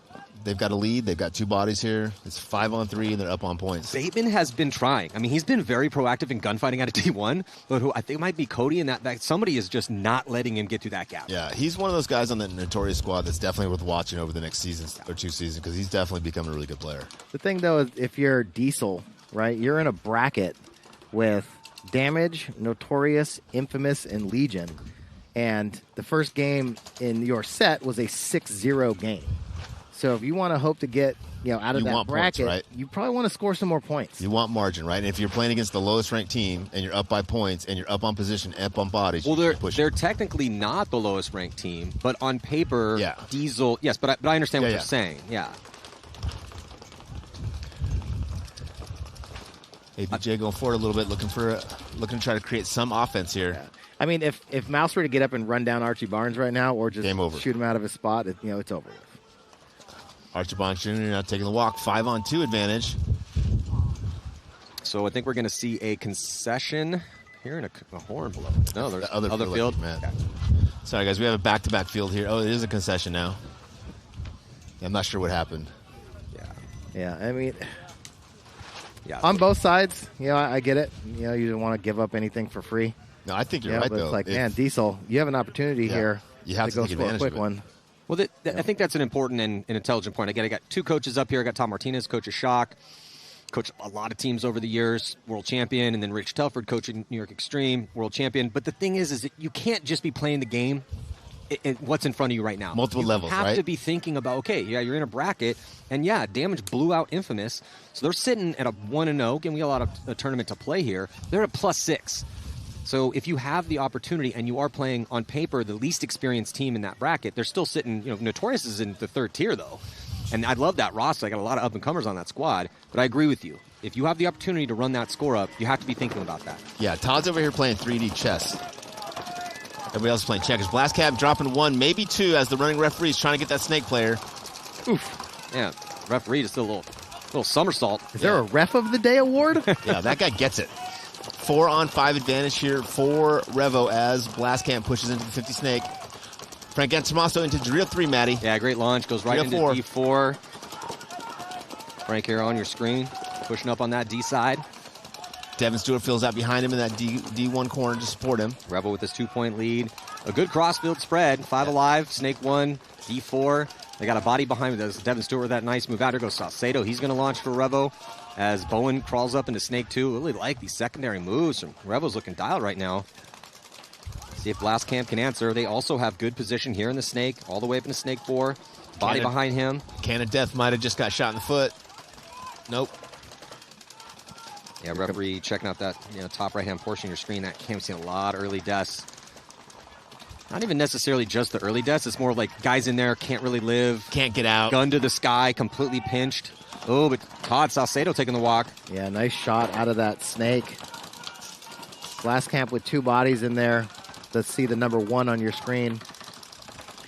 Got a nice shot in on Salcedo, but Frank crosses the 50. He is now on the blue side of the field, trying to get a shot in on the snake for Blastcamp. Yeah, Devin Stewart staying close to him. Devin move up into that D3, playing off of the aggression from Frank Antomaso, and Devin's going to get to D4 right behind Frank. Love that. Love that follow-up over there. Bowen shooting a lot of paint down this sideline here in the snake for Revo, and there's the double dose of attackers as Blastcamp tries to answer, gets a body up in that middle, but he gets taken out. Man, if he would have gotten up there, though, he would have had great cross shots on that D's. Yeah, good move, just got caught Frey. He didn't need to go to the snake side of it. He needed to go straight to the middle. Yep, and right shoot to the hurts, Frank in the side of the head. Now the can takes the walk as we were watching Jackson Frey walk off. So, yeah, not looking good again for Blastcamp as lose the body out of the snake. And 5-on-1 now, Matty, or 4-on-1, sorry. Need to be throwing that concession in here. And there it is. Oh, now there it is. No. Yeah, there's some kind of scoreboard issue going on. some kind of delay on those towels. Still excellent execution. Revo looks good, man. Revo does look very, very good. They're very coordinated. Again, a lot of vets on that team. And but their starting lineup looks really dialed right now. I'm interested to see, are they going to go with Bowen over Abel? Bowen's looked a little bit better than Abel in this snake so far. I mean, tough call. Could go either way. They're both playing good. Oh, yeah. You know, run them. Yeah. Maybe You got throw plenty of both in time. there. You got plenty of time. Snake. There's room for 2. You got plenty of time to get them both spins. You know, give them both opportunities to see who's going to play well. Give them both opportunities to see the field. And, you know, gives you versatility late in the event. Coach Mike Jeffrey giving Bowen a bit of an earful. Not sure about what. He knows what he did. 3-point lead for Diesel, 2:32 on the clock. Diesel taking a bounce off the pack, going to the can. Looks like he's okay. And attacking. So Diesel, even with a 3-point lead and not a lot of time on the clock, go hardcore attack up the middle of the field. Take essentially the 50 almost off the break. A lot of hard paint out here this morning. A lot of hard bounces. We've seen quite a few bounces. It's also 80 degrees and humid. At 8 o'clock in the morning. The first player, snake side. Here comes the counterpunch from up the snake, and it looks like they're going to trade out. So Johnson walking off with ABJ. See if Marky Franz No, knows that Johnson. Jesse's there. Yep, got him. Got him, but got caught. Diesel down to just one player left alive, guys. Pasternak looking at some blood in the water here as he comes across. He might have got clipped. Yeah. Yeah, I saw something break off, and he did. So he's going to walk off. Still a body in the snake right now, though, for Is it a Notorious. 1-on-1 or 2-on-1? I see Diesel's got one in the corner. ABJ's in the snake for Notorious. D3. D3. Okay, so 2-on-1 advantage for Notorious. Down by points here. They got it, and he's running the wrong way. Ty just went back to that D corner. I think his gun was in his lap, so he might be having to do some surgery on his gun real quick. Might be then a 1-on-1. 120 on the clock. ABJ's got to play smart here, man. ABJ doesn't look like he knows the count. I think he knows this. There's only one. No, you're right. He doesn't. He's looking D side. What he should be saying is, help. Yeah. Just run up the field. There goes Ty now. Make him look at you. Ty has his gun in pieces, barrel and loader in his left hand, gun in his right hand, to try to draw this last gun. He's trying to thread the barrel in as he's running up the field.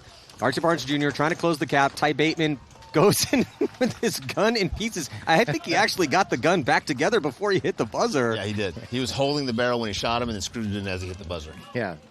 Hey, man. That's clutch, baby.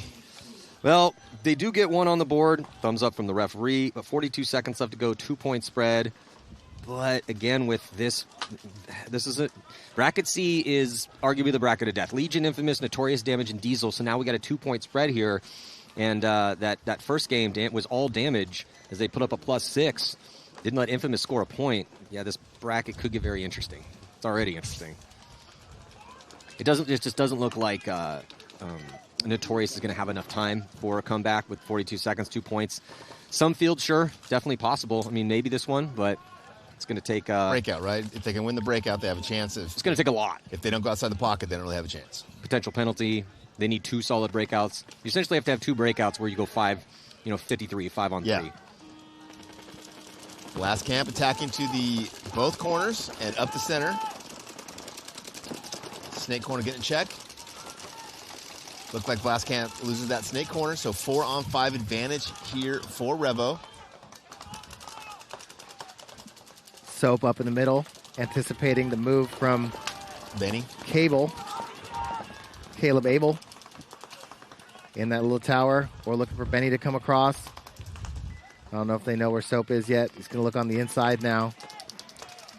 5 minutes on the clock. Still a decent amount of time. Oh, and Soap switches at just the wrong time. And Cable makes that move outside.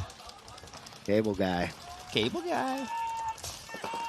Man, Soap, you went to that spot for a reason. Yeah, you were in the right spot to do the right thing. You'd be up a body, or even bodies at least right here. He goes now forward into the Revo side of the field, which I like. Let's see if he can capitalize on it. He might still be able to get the shot on Abel. He doesn't know where he is. Checking the can of death over there. And the can of death is alive. Hard bounce over there for Devin Stewart. Oh, and there, makes up for it.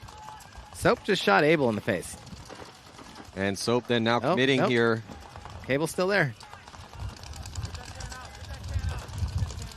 Sure looked like it. He asked for a check. Well, but no, he's still alive in snake 1. Devin Stewart's walking off that move for Soap, but then on the Chaos, another move from Revo. They go all the way into D3. Yeah, 3-on-4 advantage here for Revo. One body advantage as they push down the D side. Caleb Abel playing defensively in the snake here for Revo. Revo up on points. La Papa sitting in snake 2. I like it when you call me La Papa. Well, this is looking good for Revo. They got a good crossfield spread. They got a 3-point lead to protect. 3:45 to go. Yeah, Revo's just chilling, right? No pressure on them. They know they're 90% going to win this match, right? They are losing the D3 body, though. That was a tough death. 3-on-3 now. With Caleb and Benny over here, they can lock down this snake side of the field, make it very hard for Blastcamp to push through. Man, if that body stays alive, Revo's in a really good position. Yeah. Now their farthest body out is at the white South Electronics tower. Yeah. But he's got good shots to block off that D side.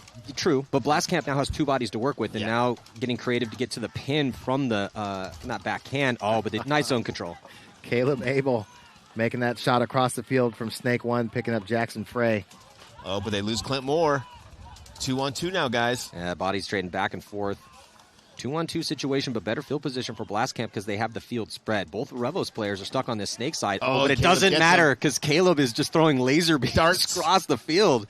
So he needed a little bit of luck and a little bit of a zone drop from Blastcamp to get to snake 1. But after he got to that spot, 2 confirmed kills across field, and that's a coast-to-coast shot for Caleb Abel. Yeah, it's a nice zone control there for Caleb. Well, he wants more.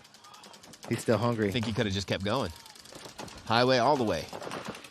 Blastcamp not conceding this one here, trying to keep this spread close. Just La Papa in the snake, 2-on-1. Yeah. And Benny Carroll. Benny's put a lot of pressure on him.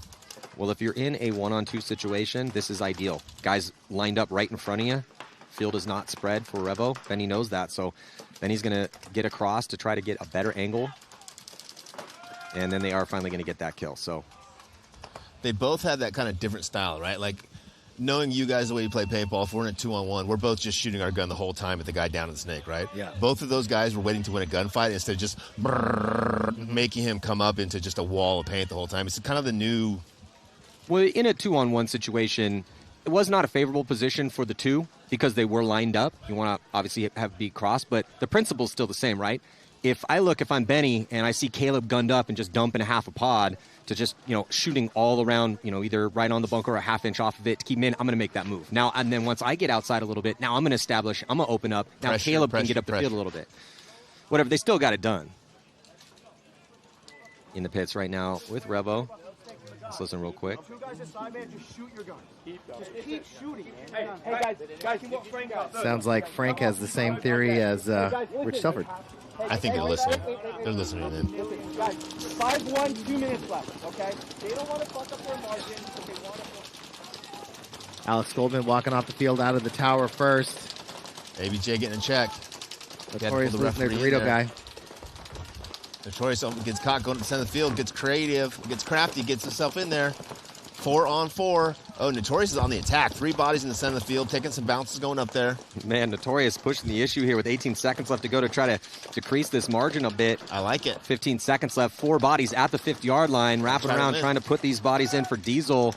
They are going to be losing Johnson in the snake. And here comes a triple stack of bodies, though, as they're launched up the middle of the field.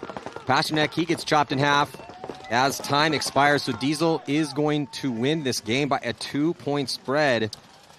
Yeah, Diesel didn't have any players left, but Notorious didn't have enough time to get the buzz. First win of the year for Diesel. Going 1-0 here in the bracket of death so far. So first mission accomplished for Diesel. Yep. Already better. Quick turnaround. Quick turnaround for those guys. Yep. And shout out to Clint Johnson. Clint Johnson had that 4-pack crazy point. That's definitely on the list for move of the prelims, courtesy of Pate Smith Law. Like my friend Matt Marshall likes to say, that's why you play Clint Johnson the big dollars. Yes. He said that once. Still, Revo and Blastcamp. Win will go to Revo. It's just what's the margin going to be? And as we were cutting into that last point, you could hear Coach Mike Jeffrey, talking exactly about that. He's like, they don't want to mess their margin up. Keep that in mind when we're going out there. It's good to see Frank kind of getting everyone an earful. It's like, hey, this is how we close, boys. That was Frank? Yeah. He looked kind of like a werewolf. Hair all crazy. Like Logan. You should wait till the moon comes out. Yeah. He is kind of built like a werewolf. Yeah. Wolverine. You like Wolverine stunt double? Yeah. He's getting some side jobs, You usually see him with the high and tight haircut. You know what I'm saying? He's playing good in practice. Clint Moore out there. Devin Stewart. Looks like we got Caleb Abel coming again. Weaver. And then Blastcamp here on your screen. Rookie pro team, first year in the big league. Down by 4, though. Blastcamp, not bad in Vegas for their first event. Ended up taking 17th, but beat Diesel by 2. And only had a 1-point loss to Legion, 2-point loss to X Factor. Got beat up by Dynasty, but not bad for the first pro event. Yep. Ethan Adams out there getting a spin for Revo, on the right side of your screen. He's fast. Real fast. So about 30 seconds to go for the start of this next point. After this, got a real big set. Legion taking on Damage, and our 4th place team from the last event, Aftermath, going to be taking on Uprising, who It's going to be fun. Has already had a loss in overtime. 1-point loss, though, but they're already in a must-win situation. Aftermath look good in practice. They've been looking really good, and I think they're running 2 full lines again still. They are, yeah. And what's, I think, working really well for Aftermath is they have this team to practice against down in Southern California. I can't remember their name, but they're from the San Diego area. And it seems like the more they practice against them, the better they get. Revo losing 2 on the break mat, trapped now with 2 in back center, 1 in the electric bunker. So 5-on-3 advantage here for Blastcamp. Well, they doubled up the back center. Revo did. But they sent Body the Snake off the break. He gets shot off the break. They lose that D side Body on the break. Now going to filter Devin Stewart out, and he's going to get clipped. This point's looking real good here for Blastcamp to keep this margin a little bit more respectable. Yeah, they're going to win this point. Ideally, they could have a couple more of these. Take a little bit less of a loss. Really help their chances to try to make it on to Sunday. They don't know the count right now, though. 4-on-1. Not going to matter, though. Get a shot on Elliott Weaver. So we will see at least one more point. Yeah, it looked like Weaver's gun was down in the beginning of that point. He was struggling to get it back up, and by the time he got it going again, everyone was dead. But it's clear that Blastcamp is not talking very well right now. Their count's off, if they're even talking about the count. You know, everybody's just out there playing their own game right now, just hunting. They don't know who's where, how many bodies they have. You know, you can tell by their body language that everybody's out there just wheeling and dealing. So give some people some insight, how do you fix that? You have to slow it down, tell everybody, usually teams have a call, like hardcore, right? That means stop, slow down, tell me what you know. We have a call that's radio, right? Like aftershock for us is slow it down, stop, let's figure it out, right? If we call aftershock and somebody calls radio, that means I know everything. I got the information. Everybody else be quiet. Let me give you the information, right? But you can see it's a 4-on-1, 5-on-1, and we got a guy at this pin wrapping the Dorito side, clearly has no idea what's going on. Almost shot Soap getting up out of the second Hertz bunker, going down the middle, almost shot his own guy. The other guy's at the Dorito side of that center wrapping. Somebody's got to make that call. Hardcore. Okay, what's up? What do you see? Back center, Weaver, right? Back center. Okay. Yeah. We all think he's in the back center. Let's go get on him. me. Me. Yeah. And then a lot of people have a call for hammer the back center. That would be Rich. Tokyo. Right? Tokyo, the back center. Everybody starts shooting at the back center. 88 the back center. The wide guys, the widest guys out. Put paint back in on that guy on the inside and let our middle guy go through and get him. That 88/Tokyo call on that can over there, too, and you're from both corners, that's a real good call. Yeah. That can gets real small real fast. Mm-hmm. So Blastcamp did help their margin, now only down by 3. 10 seconds to go for the start of this next one. How much time left in the game? 1:15-ish. Oh, they got this. The thing about communication is if you can't get the easy stuff, the main stuff, how many bodies they have, how many bodies we have, the rest of the stuff isn't coming either. Right. Well, and if you can't do it when you're up on bodies, right, with no pressure, it's really going to be tough. 4-on-5 advantage here for Revo. Yeah, and here comes the battle in the middle. Sean Salcedo looking to make the move here on Soap. Soap tries to jump to get the shot as Salcedo retreats, gets shot in the back. Soap's still alive. Nope, cost Soap his body, but they don't have any other option other to attack. Yeah, Blast Camp now in the snake with Fry. And also shot in the head. Another body up the middle as well, too. Yeah, Revo dropping 2, so 3-on-3 here. Slightly better field position for Blast Camp. Yeah, Blast Camp now playing like Revo has a body in the snake. Again, you're right. They don't know where the bodies are. Continuing to push. And that's one of those first criteria levels, right? If you're going to play pro, you have to at least be able to know how many guys are alive on both teams and where those guys are on both teams, and be able to communicate that while you're shooting your gun, right? And know your enemy. You just so whoever is in Snake 1 for Blast Camp, watch Bowen walk right past him. So if either Caleb Abel or Bowen walks past you, you know that that's one of their Snake guys that just got shot. Yep. Yeah. Minor. Ooh, Minor going to be assessed here with 5 minutes or 5 seconds left to go. It is on. Oh, and they would have won the point too. Yeah, there still was a body left alive, so it's not going to matter here. A little bit of confusion, both Devin Stewart and Frank. Anta Tommaso kind of looking at the referee, asking, who was that penalty on? Yeah, we haven't seen it. We saw absolutely zero pressure from Blast Camp down that Dorito side this match, right? Even right there. They had basically 3 dudes up the middle, which, yeah, you need those guys up the middle. But when Soap ends up on their side of the field, you know, you have the body advantage. The guy that was in that South Electronics bunker probably should have kicked out, you know, and then, you know, put the pressure on the guy that was in the snake, you know, come all the way down before Benny Carroll was able to fill out, then fill up. You know, like just Blast Camp's just not seeing the field right now and not seeing the opportunities that they have to go get kills. New pro team to be expected here. They are going to be taking a 3-point loss. Congratulations to Revo. They are 1-0. And Diesel putting a win on the board as well, too. But do not go anywhere. Coming up next, going to be Legion taking on Damage and Aftermath, taking on Uprising here. 2024 NXL Lone Star Major. Second stop on the tour. Matty Marshall here on Go Sports. We'll be back.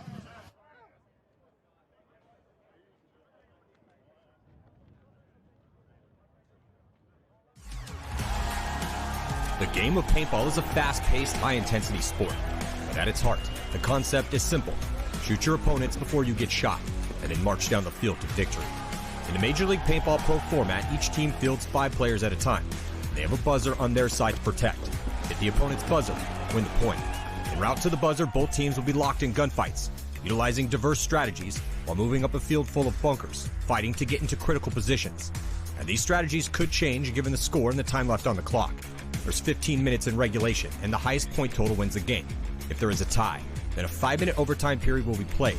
This is chess with guns, with no quarter given and no quarter requested. Welcome to Major League Paintball.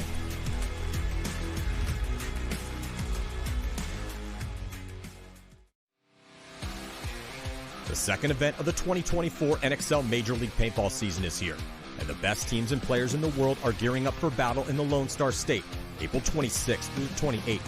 After the dust settled at the first event in Las Vegas, Dynasty proved that they are still the greatest team ever to play the game, with 3 come-from-behind wins at the event. They ran the table on Sunday, even though they were playing with a tight roster. With the absences of Blake Yarber and Chris Shear, they fought back from a 0-3 deficit to take down Rising Stars New Orleans Hurricanes in the final match. They will still be the favorite in Texas, as this is their second win in a row, with 10 victories since the COVID break in late 2020, including 4 World Championships. Goal was Sunday. Second goal was get out of the quarters, which was to be top 4. We're now there. We're now considered one of the top 4 teams in the world, gentlemen. It's not enough. The Hurricanes may have lost the event in their first ever finals appearance, but they won the respect of fans worldwide by playing a gritty, aggressive, and intelligent brand of paintball. Also down a few key starters, the heroic performances of Daniel Camp and Jacob Seawright helped lead the team to a new level, and the future is bright for these rising blue-collar stars. Red Legion was back in fine form after a disappointing 2023 season. The new addition of Justin Rabakoff instantly added consistency to their stellar starting 5, and paid off with a third-place finish. If their starting 5 stays healthy, then Legion should be in the hunt for a win all season long. ASG Aftermath, though young in their pro careers, continue to put in impressive performances and showing vast improvements in small amounts of time, and they are currently ranked 4th. Outside the top 4 squads, the league is loaded with teams who could make deep runs on Sunday. Heat and Impact, with their proven all-star lineups, are overdue for a win. Infamous and X Factor's high-powered roster should be contenders at every event. Tampa Bay Damage, LA Ironman, Chicago Aftershock, New York Extreme, and AC Diesel all underperformed to start the year. They will be out for blood in Texas. And the rest of the league, Baltimore Revo, the Brooklyn Bears, Austin Notorious, PB Fit, Seattle Uprising, Blast Camp, and the ML Kings have proven that no team is safe, and that anyone can beat anyone at any time. There is no room for weakness in Major League Paintball. Watch all the action go down April 26th to the 28th, only on gosports.com.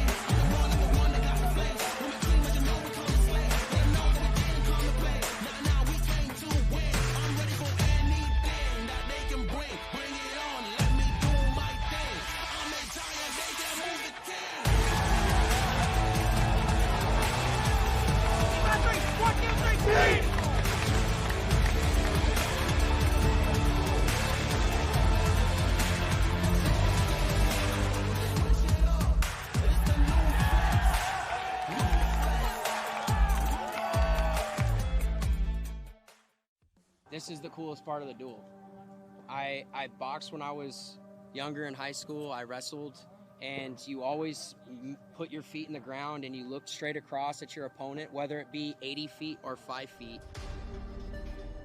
It's one-on-one, man. It's no man's land out there. You can try to think you have a way, and it could get completely corrupted really quickly. I think that it's the truest form of skill. It shows how quick you can be, how much work you've done with your gun skills. I get to battle this guy. I get to go to war with this guy. $10,000. $10,000. I've never won $10,000 playing paintball. You can't bluff. You can't pretend like you're good. You got to put 10 points up. And you got to look the other guy in the face and tell that guy that you're going to put 10 points on him, and he can't do anything about it, or maybe he will. Gunfight. Gunfight. Get on this box, look the other guy in the eye, tell him you're going to fuck him up, and go fuck him up.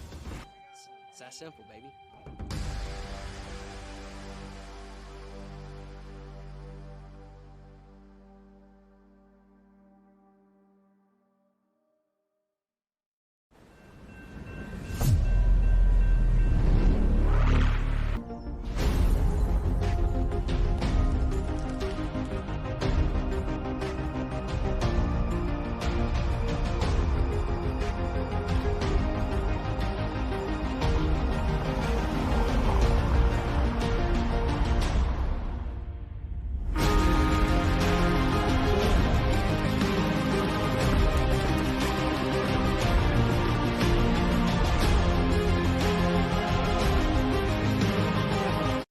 Hey, what's up everyone? This is Walker with Carbon Paintball, here to show you the difference between the SC and the CC harness. Our premier pack is the SC harness. The first thing you're going to notice when you grab that is actually how light it is and how small it is. In fact, it is one pod less in width than a traditional harness as well. Secondly, the silicone that's throughout the whole belt is going to secure the pack on you, so if you're running, diving, jumping, it's not going to move around. And then you're also going to notice the ventilation. So the whole belt has perforations throughout to keep it way more breathable than a traditional pack. Lastly is the lumbar support on the SC pack is hard. That's going to keep it tighter to your back, especially if you're a little bit of a smaller guy. And the CC harness, the main difference that you're going to notice is that it doesn't have the ventilated belt. And also when you put it on, it has a way larger lumbar support. It's a 2-tier foam, so it's really cushy, it's really comfortable, but it's not as rugged and tight as the SC harness. Other than that, what you're going to notice is all of the harder injection moldings for all of the logos on the CC harness versus the SC, all of them are soft or they're non-existent to keep the pack as light as possible. Besides that, both packs feature our tapered tube ejectors, so they actually slim as you pull pods, which is going to move the pods to the middle of your back and keeping your profile as tight and slim as possible.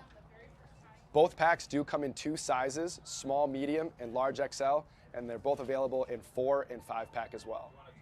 For a full feature list and more information, visit crbnpaintball.com.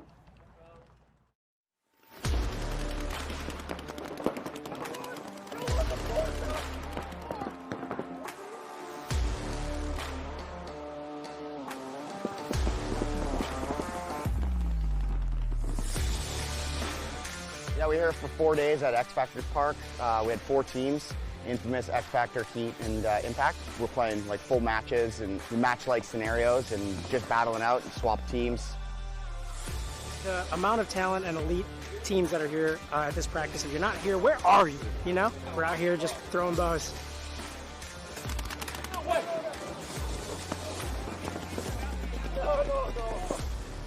It honestly is probably one of the most elite practices we could actually put together in this season. So we have the opportunity, we're graced with it for, Alex Martinez to host everything.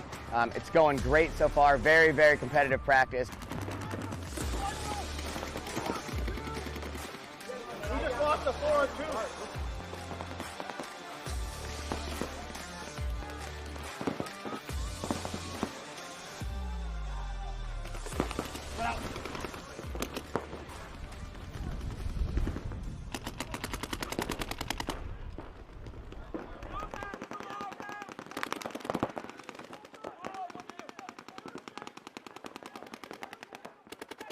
The last event, we played the Russians in the quarterfinals, and in our opinion, they didn't beat us. We definitely gave it to them. We were up in all those points or up in positions, and we felt like we made some mistakes. So we're just trying to clear those up and play a little tighter and a little better as our team, not make those mistakes, and obviously we're getting more prepared for this event.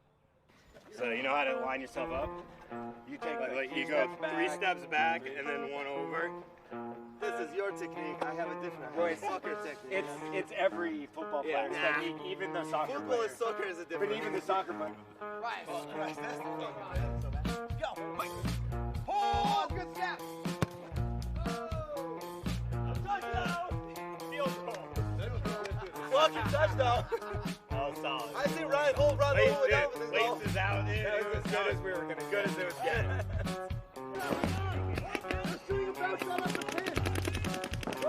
I was looking at breakouts, and on breakouts, to me, guys, get out of here. Ouais, ça va. On a fait 7 matchs de 8 minutes. I'm talking to the Tauntauns. They play the same layout in Europe, so they just had to practice, and we try to share the information. Very traditional, very old school X-Ball style, where you're really just winning gun battles and making quick moves and getting in the snake and going to work. So I'm really excited for the tournament. And, I think it's going to be great. If anybody else wants to coach for X Factor, we got an opening. The camera's all wet. You get it.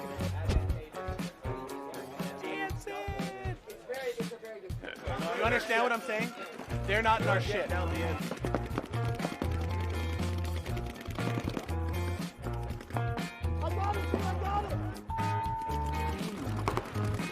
Because I went to the touche, shot the one. No. I stood up. He was going slow. He was running and shooting. Yeah, he was running and Stuck shooting. walking to it. And I feel like I bounced him.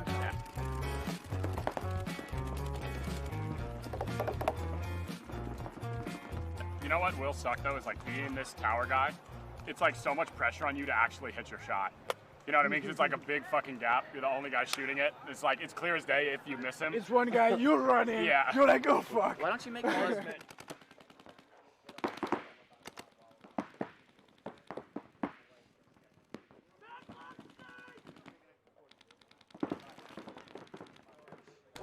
But why?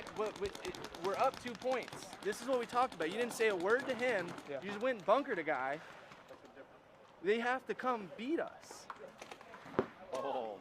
Like I like the move. I like the move. You know, if we're down maybe, another, but we gotta learn to play these situations, right?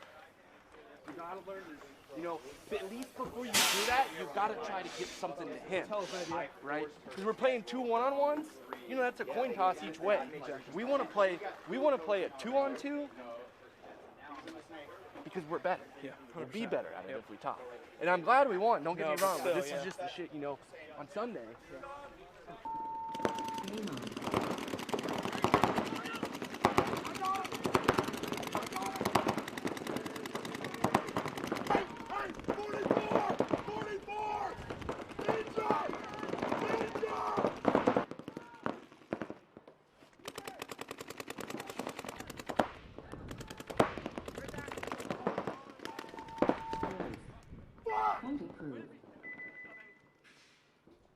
Yeah, we lost a heartbreaker at our first event in Vegas. You know, Sunday game, Hurricanes went into triple overtime. When you get the one-on-one guys and they just have a different one-on-one style. Yeah, so Barrett is fully committed here and also getting a lot closer to that buzzer. Oh, Barrett got caught in the arm there. Oh, Barrett getting shot and the pit explodes here for the Hurricanes. Looks like Daniel Camp's going to be knocking out Infamous, getting the one-on-one victory against Joe Barrett. And Barrett has. And I actually lost a one-on-one to lose that match, and you know that's rough. But at this level, you know how to be stoic. You move past it. The only thing you really take from it is the lessons, and it's a hard lesson to learn, but it only makes us all stronger. Our team knows what we have to do to not put ourselves into that position, and. Welcome back. 2024 NXL Major League Paintball Lone Star Major. I'm Matty Marshall. Here with Todd Martinez and Rich Telford, two Hall of Famers. So help me call this next set. It's going to be Legion taking the field for the first time here at this event. Tampa Bay Damage, untouchable against Infamous. Shutout 6-0 victory for them in their first match. They are warmed up and warmed up nicely. Also in this set, we're going to see Aftermath, fourth place at the first event for the first time here at this event. And then also Uprising, close 1-point loss for them against Houston Heat in overtime. So already in a must-win situation here for Uprising. Legion, Damage, about to go down here in this first point. Todd, Legion, Damage, what does Legion need to do after watching Damage completely destroy Infamous? Well, I'm actually really excited to watch this game because we practiced the Russian Legion on Wednesday at Giant Party Sports in Texas here. And they were super aggressive. You know, they definitely have that mindset of they want to attack, and play as many points as possible. They're definitely going to attack the middle. They did a good job of shooting bodies on the break. They get one here. Looks like Karslev caught a bounce going out to the Dorito side, but Kirill is up in the middle. That's where we saw him all day, up in that spot. Malloy was playing the snake side. He already is in the snake right now, in snake 2. Damage up the middle. Yeah, 2 bodies have come off early for Tampa Bay, so it's a 3-on-5 situation in favor of Legion. Malloy going to get all the way up. No one in front of him. Get all the way to snake 4. And Kirill did a little tactical retreat. Was at the wedge at 50 and went back to the brick. As soon as they found him, he repositioned. I love Kirill up the middle, and I love Malloy over here in the snake. J-Rab backing him up in the snake tower. That's a really powerful package over here. Sergey playing slow on the D side. So Malloy now here onto Damage's side. He's blocked out that little mini wall. Got to be careful for Alexander Burtnikoff, a.k.a. Malloy. Well, and as the wind picks up, you know, some of the bunkers are kind of shifting out there. So usually when you're going through the snake, you got to be really careful about not hitting any of the notches because you don't want to give away your position. But as the wind picks up, that might not be as much of an issue. Yeah, we have some weather approaching. Yeah, 5-on-3 advantage here for the Red Legion as they press into Tampa Bay Damage's side of the field. I wonder if J-Rab knows that there's a body at that brick. It does not appear so. Yeah, J-Rab's going to run right into a gun, so that's going to cost him a body. So it's a 4-on-3 now. That's and then here comes Agent Smith around. again. Agent Smith comes through, a little 2-pack. Agent Smith trying to turn this one around. Malloy's going to get the crossfield shot, so we'll see if Smith can pick up Malloy. Yeah, so here comes Malloy. He's going to launch. He gets eaten up, though, as good damage control from that back corner bunker for Damage. Yeah, Kirill just didn't communicate where that body was. Looks like a 2-on-2 right now. Where's the second Damage player? Up at the 50 in the center. Gotcha, at the Hertz. And Rainey gets the kill on Sergey over here. So it's just Karslev into D4. So Rainey Stanzik and Brian Smith saving this point. Well, at least it's a 1-on-1 now. And Brian does not know that Karslev's there, so Karslev's going to run through and get the drop in on Smith. What a beautiful job in the chaos. Incredibly chaotic point from both teams, but Karslev head on a swivel, knew where Smith was. Smith had no idea where Karslev was. It was a 2-on-2, but Rainey threw his body away. You can see the frustration as Rainey's walking off. And then Smith also had a little 2-pack to really kind of start breaking things open for Damage. That was a very entertaining point. Thank you, both teams. Yeah, Smith must have had couldn't keep up. his invisibility cloak on up there because, I mean, I don't know how many people ran right past him. But I'm pretty sure Kirill knew he was there because when Smith was in the Dorito side wedge, Kirill went into the snake side wedge, got noticed, and then crawled back to the Hertz bunker. You know, at that point, Kirill's got to start yelling, hey, you know, center's hot, center's hot, center's hot. But J-Rab didn't know. Malloy definitely didn't know. And that was almost going Damage's way instead of the Russian Legion winning a 1-on-2. Karslev goes down to that Dorito side. Yeah, that was a wild point. Thought for a sec Malloy was going to steal it, but then Rainey stopped him, and it looked like Smith was going to steal in the middle. Malloy didn't see Rainey sneak out to the corner, so when Malloy pushed forward, Rainey just came up and caught him. Jumping into point number 1 with Aftermath and Uprising. Aftermath starting from the red side in the red and black, and then all black jerseys for Uprising. They'll be losing their body at the tower to start things out, so good break here for ASG Aftermath. Oh, another body coming off right now for Uprising. 5-on-3 for Aftermath, and no one on the field, snake side of the field for Uprising. So Aftermath is going to go right down the snake. Looks like maybe Cousin. Borromeo with a big fill all the way to the tower. Yeah, poor zone control there from Aftermath. Yeah, they let him spread the field slightly, though, but... In a 5-on-3, no less. But here comes Castro all the way on. They're actually on their side in the middle and here in the snake side. There goes Olsen, gets peeled off in the middle. Castro's trying to find the body in front of him. Yeah, Castro almost got shot on the Dorito from the cross. And here comes Grayson. He's going to go finish off that Dorito corner. Good first point here for Aftermath. Yeah, Aftermath running 2 full lines. Only team running 2 separate lines. They did it at the first event and had some success. Harder to scout. Top 4. And way fresher, right? If you can pull it off.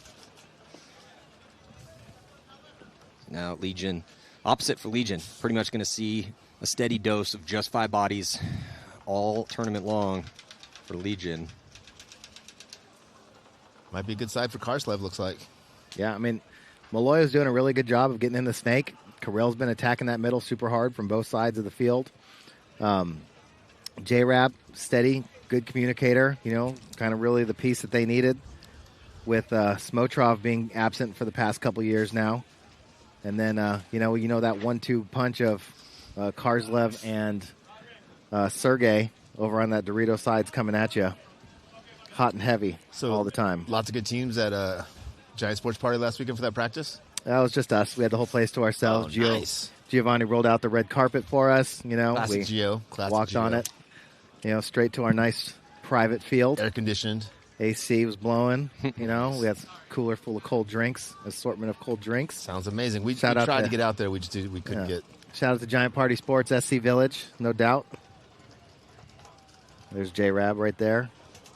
Kirill, Sergey, Karslev.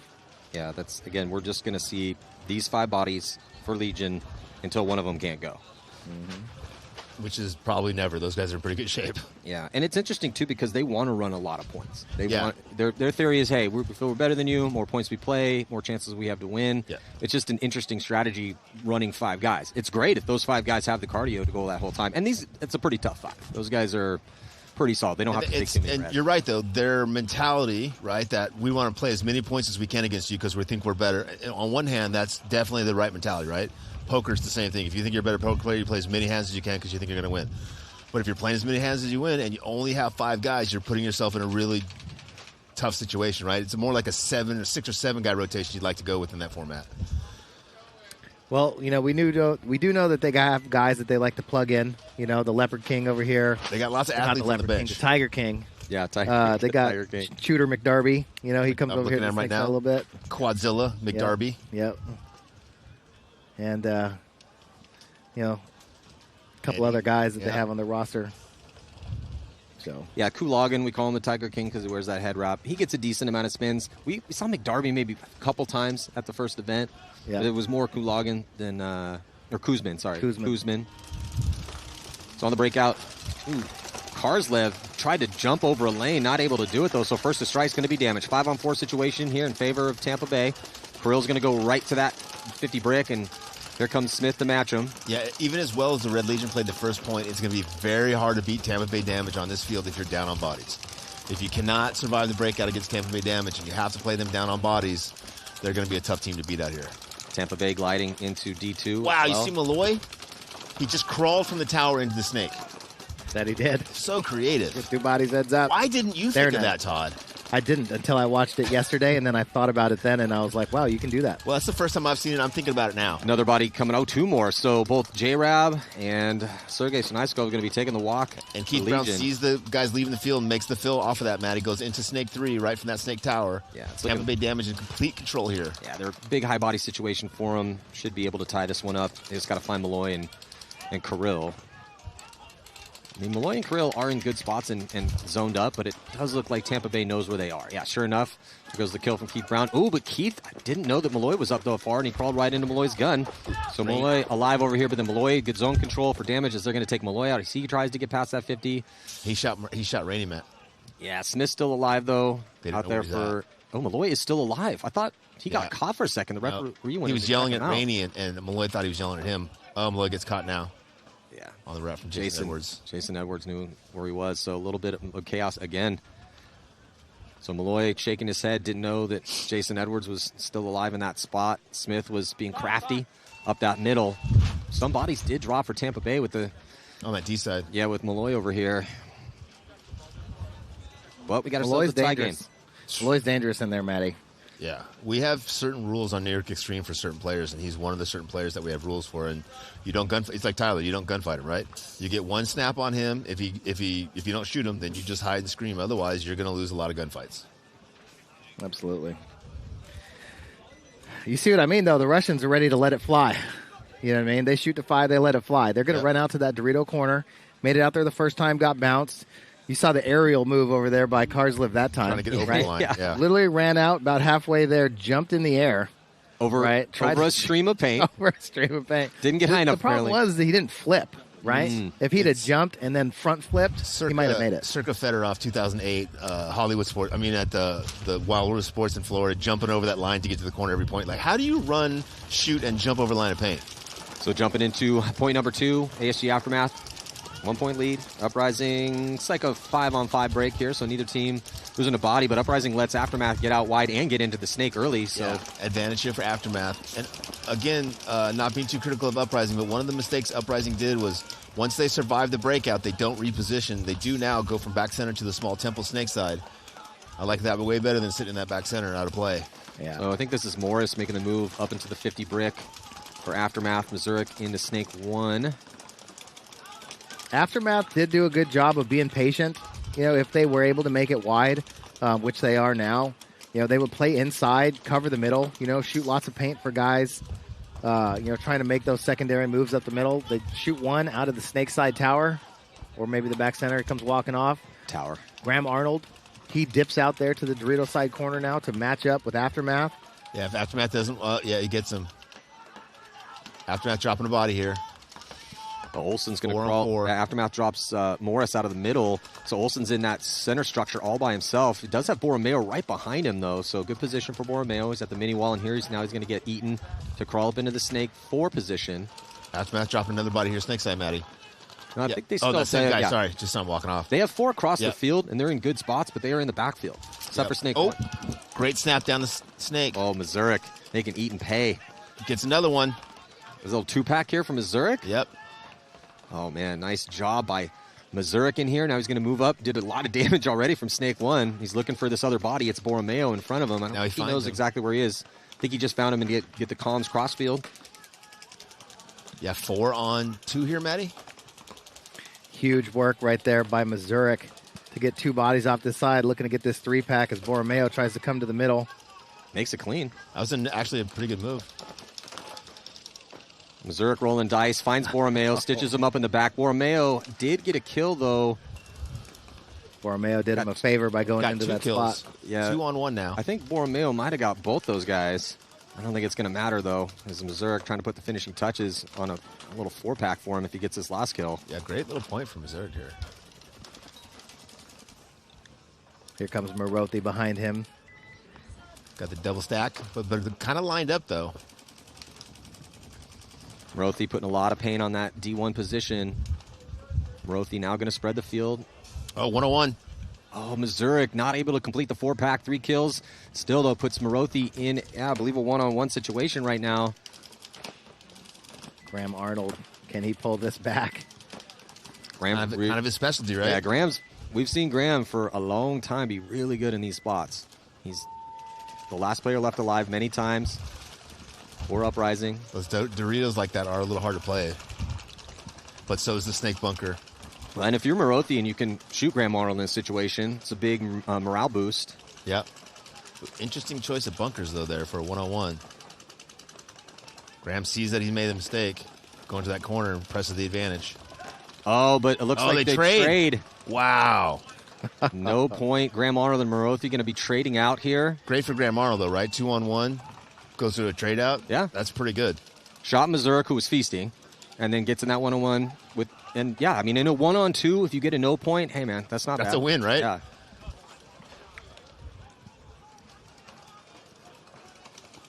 So score will stay 1-0, and those teams will start from the same side. If a point is won, teams will switch sides. If there's a no point, they stay on the same side. And now we're going to see Legion, Tampa Bay Damage, tie ball game.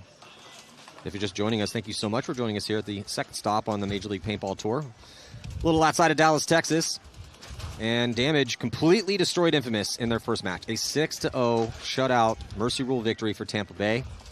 So they warmed up nicely, locked with Legion. See, Damage can win from the pocket, or if they got to get outside. I love their confidence. There he goes again. Drops 2. Damage drops 2. 5-on-3 advantage for Red Legion as Mole runs and shoots into Snake 1, gets eliminated. For real, running and gunning up to that wedge, goes past the 50, but he's taken out. 3-on-3 now. Red Legion kind of squandering this 5-point two-body advantage. Yeah, they were coming. 5-on-3 to a 3-on-3. They're coming no matter what. 3 times in a row, Karslev runs out to that Dorito. Did the hop again successfully this time. And now is sitting in Dorito 3. But he goes out there again. Yeah, it puts Legion in a really good spot. Yeah, 3-on-3, but with Karslev in D3, better field position. Much better field position. And from what I heard in practice, that's kind of what they were doing. They were okay losing bodies as long as they got some real estate. Get outside wide and get up the field. Yeah. Oh, they get an elimination out of back center, 3-on-2 advantage from Red Legion, and that's because they had that real estate on the D side, Matt. Yeah, they got Jacob out of that back center, which is always huge. What I really appreciate about the Edwards brothers is that their weight is not very close right now, so I can tell which one is which, right? Jason's on the thinning. Sergey's going to back up to the Dorito 1. Oh, good fill out to the corner there. Damage. And a good fill out from Sergey, too, like Todd was saying. Now that has J-Rab by himself over here on the Snake side. No one putting any pressure on. J-Rab is going to run all the way up and dodges the stream to get into Snake 4. That forces a reaction from Keith Brown, who's able to make it out wide here, Snake side. Great fill to the corner from Keith. Yeah, uses the speed, his burst speed to get out there clean. Chad Bougere also able to make it out wide into D1. So it's still 3-on-2. Still better field position for Legion, but Damage with those couple moves out spread the field nicely. Karslev going to get past the 50 onto Damage's side into their Doritos. If you were Tampa Bay Damage, though, and you wanted to have pick 2 spots to hold off 3 Red Legion players, those 2 corners would be those spots. J-Rab up over the top of the 50 Snake. Yeah, just trying to figure out how he can put some pressure across the field to the D side. He is able to crawl up, though, because, again, those back bunkers are in set. It's a soft corner. You cannot control the sideline from that back spot on the Snake side. J-Rab really trying to work to get that cross shot on the D side. Yeah, Chad is focusing here, Snake side. Keith focusing on that D side. Call that, the crossing it up. And then here comes J-Rab. He should have an angle on Chad Bougere, but misses with his first stream. Good reflexes from Chad as he dodges those balls to get back in, stay alive in that back corner. D1, he's actually going to move up now. Gets into D2. Smaller bunker. And then here comes Karslev flying down the field. Chad is going to take the walk. Keith is going to launch. Now here comes Keith as he runs right at Malloy. And they trade. Sergey is alive. Karslev also alive. Karslev dives in, hits that buzzer to take a slight lead, 8-10 on the clock. This is going to be a good match, boys. It's been a great one so far. So that's great timing right there. The move up the field by Chad Bougere is a tough one, right? Because you have 2 bodies in front of you on that side of the field. So as soon as you make up, Karslev saw him dive in and then instantly launched. But the good heads-up play that you can a lot of times make is the move that Keith Brown did. As soon as the action goes down on the other side, Keith Brown got up and tried to run down J-Rab. There's a lot of times where you get away with that, you bunker your guy, and now you have this whole side to yourself. Yeah, it was the right move. at the right time. It's just not always going to work out because it's still not a high percentage play. Correct. As a coach, that's what I preach, right? I don't care if it works or not. If you're trying to do the right thing at the right time in the game based on what's going on, then you did the right thing, right? It doesn't always work out. That's all you can ask for. Yeah. So Keith did the right thing at the right time, but yeah, what can you say? Sometimes, kid makes a good move, it still won't work out sometimes. Yeah. But if you have that paintball book, right, of analytics of situations that you end up in, if you're in a 2-on-3, that's the move you make when you're 1-on-1 on that side. Especially if you have Keith's speed. Yes. So jumping back into this next one here, as it was a no point, so ASG Aftermath still on the blue side. Uprising on the red side. Uprising getting checked out, trying to spread the field to D1. Looks like he's going to be taking the walk, and they lose this other body here. 3-on-5 advantage for Aftermath. Yeah, Daniel taking the walk. So just 3 bodies left alive. Current in here for Uprising and tucked in the pocket. Aftermath throwing a body away, though. Yeah, he went up the gut, got caught. Trujillo walking off for Aftermath. Looks like it's a 4-on-4 right now. But it looks like Castro slipped into the snake, and I don't think anybody knows he's there because he's only 1 foot tall. Yeah, Castro. No one knows that Castro's in the snake. They'll know once he starts assassinating these guys, but right now they have no clue that there's a 1 foot tall assassin crawling down their snake. Well, he's blocked out from that position. He can't shoot Olsen from that spot. And then Uprising also getting out wide here as that was going down. That couldn't have gone any better for Uprising. Right? Castro is just about to come up and assassinate 2 guys, and both those guys reposition. Okay, he's going to get the free kill on Olsen. He's probably going to get the kill crossfield on Arnold, but he's probably going to get dunked on by Shane. Oh. Ooh, Castro switches gun around at the exact time to trade out with Shane Howell. He did not get the crossfield kill on Graham, but he did shoot Olsen inside. So a little 2-pack with that nice move from Castro. Did you see how close Castro's barrel was to Shane's head? Yeah. That was scary. Yeah, Skirt. 2 on none for Aftermath. As soon as they figure out the count, they'll go and hit this button. Oh, 3 on 1. Sorry, 3 on none. Well, Grayson ran down, finished off that last player. Good job by Grayson. Now he's waving at everyone. Everyone's dead. Hey, boys, we did it. This is exactly how it went in practice. You know, Castro would get in the snake, get down, kill a bunch of people, and then there was the lone survivor on the Dorito side. That's when Grayson would come running down and try and go bunker that guy. Yeah, I think this is, we're talking about intelligent D-side players that could thrive on a layout like this. Grayson Gladstone's in that conversation. It's all about that timing. And there we have Wayne. And there's Grayson, in the pits right now. The Aftermath, 7th at World Cup 2023. 4th at the first event in Vegas. They are on the upward. They got the upward momentum, especially for such a young squad. Does he go to the Dorito corner, guys? Yes, of course. Does he do the jump? Does he jump? He might go Dorito too. Maybe they adjust it for him. Oh, he doesn't go. Up. So we're talking about Karslev for Legion. Holds up. They double up that back center. J-Rab might be taking the walk. Yeah, he got that bounce shot in the back center. No penalty assessed. Keith Brown in the snake for damage. Tampa Bay damage up 1 body here. 4 on 5 advantage for Tampa Bay damage as Keith Brown goes into snake 3. Malloy does the crawl again. So he's crawling from that tower across. No one else is making that move. And then he goes right into snake 2. Because you have no idea he's there when he gets in there, right? Looks like Kirill going to be taking the walk, though, from the South Electronics tower. So down to just 3 bodies here for Legion, Tampa Bay. High body situation for them again. Yeah, they need the 2 Red Legion players in the back need to stay alive long enough for Malloy to do his damage. They both get good fills out to the Snakeside Tower in Sergey, and Karslov gets out to that D1. Still 5 on. Oh, damage loses their first player, Maddie. 4 on 3 advantage. Keep seeing bodies walk out of that can. That's why we call it the can of death, which is funny because in practice it wasn't that bad, or maybe I wasn't paying attention. Malloy taking a big bite in that snake, getting right in front of Keith here. Man, this is a good little battle here, boys. 2 of the best guys in the world, 4 or 5 feet away from each other. They know where Malloy's at now. Keith is set up for him. I don't think Malloy knows that center body is there, but he's going to find out real quick. As Brian Smith. Oh, but Brian Smith didn't know that Karslev came on the inside. Here comes Keith Brown. He's going to get rid of Malloy. But gets caught by Sergey. Kirill repositions. Karslev repositions, but so does Sergey. Jason gets caught. Point Red Legion. Wow. Guys, this is a good match. It's a really good match. It's going back and forth, but Legion does have a 2-point lead with 6-12. We'll see how much time's left on the clock here. And based on how well Damage played that first match, I thought they would have a big advantage coming in here. Already playing the field once, right? coming in hot, and then I'm very surprised by Red Legion doing as well as they are. I mean, with that roster, I'm not surprised, but it's a good sign if you're a Legion fan. For sure. Playing scrappy right now. I love Malloy and the Snake.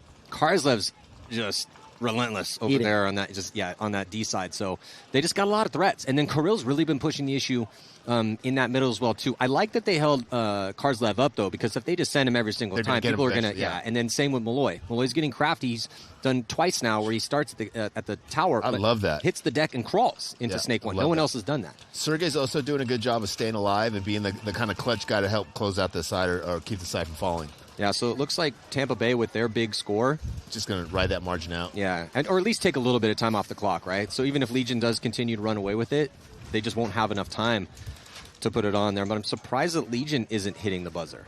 Like, yeah, they have the lead, right?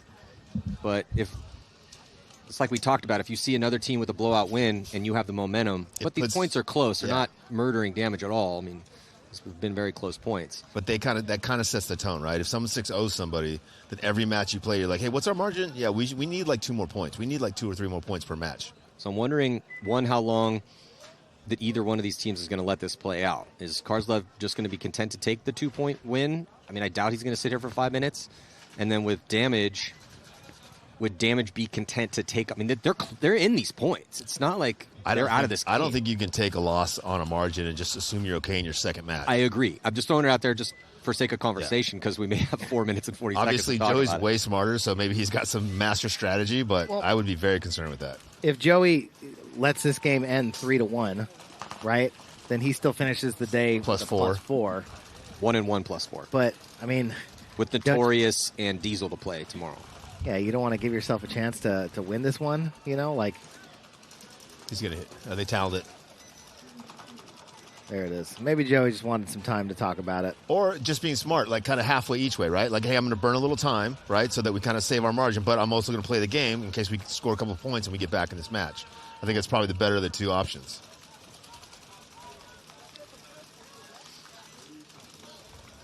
Yeah, so, it's smart. I mean, if you're Damage, that makes sense. Burn a little bit of clock off. You already have that huge win. And then, and if you're Legion, that makes some sense too. Because most important for Legion in their first game is to solidify the victory. The win. Regardless of margin. What do you tell if you're Joey? What are you telling your team right now? What am I telling them? I'm saying, look, we're in all these points. We're going blow for blow with this team. Obviously, Legion looks pretty good. I need a little bit more tight play because they're losing a couple bodies, and try to stay alive on the break. Now, jumping back in here with Aftermath up by 2 over Uprising. I would also mention that there's a little Russian that's very dangerous crawling from that tower into the Snake, and if anybody could just shoot that gap occasionally, that'd be great. But I don't know if they're seeing him. If they're seeing him do it, so they're not seeing it on the field, but they're seeing it in the pits, right? So they can make that adjustment from the pit if they are seeing it. So, but right now, looks like neither team being proactive on the attack. Uprising first up the gut. Yeah, Uprising needs to as they're down 2. David Ramirez with the big fill out of the back center to the Snake corner. That was smart, too, because as he saw his guy getting shot and going out, he used him to help block that gap, that lane going out there. And they lost Mazurik out of that back corner. It's a good fill by David. Ramirez over the top, putting pressure inside. And they got that kill on Uprising in the middle. Yeah, that was Ramirez. Here comes Morris. That's a good shot by David. And then now Morris is going to go to work for Aftermath. Middle of the field. He's at the 50. Yeah, I'd like to see Ramirez slip into the Snake here for Aftermath. There he goes. Uprising also in Snake 1. Good little battle here. Yeah, good fill by David to get in there. Oh, here goes the move up the middle for Aftermath into the Hertz bunker on Uprising side of the field. I don't think anyone knows he's there yet. As soon as he shoots his gun, though, they're going to know he's there.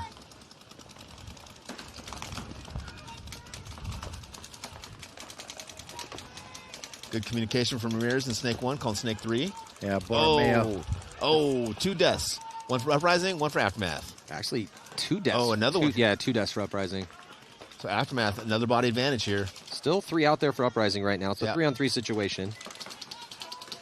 Both teams with the body and Snake. A little bit better field position here with Uprising as there's 2 bodies for ASG, backfield and on the D side. Got a body with Ramirez on an island in the Snake 2. Yeah. Both players with one guy in the can of death there. That's the first guy I would be trying to get out of that position. Yeah, Scotty Knight. I mean, he's tucked in as much as he possibly can, but he's the whitest body over there. And we see a lot of that. Guys getting in these cans, just taking a knee, trying to stay alive as much as they can.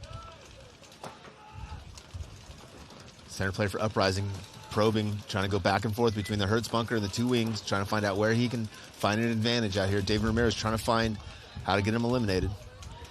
I don't know if David Ramirez knows that he's got a guy in the snake with him, the way he's played that. Yeah, he's been looking inside pretty much the whole time.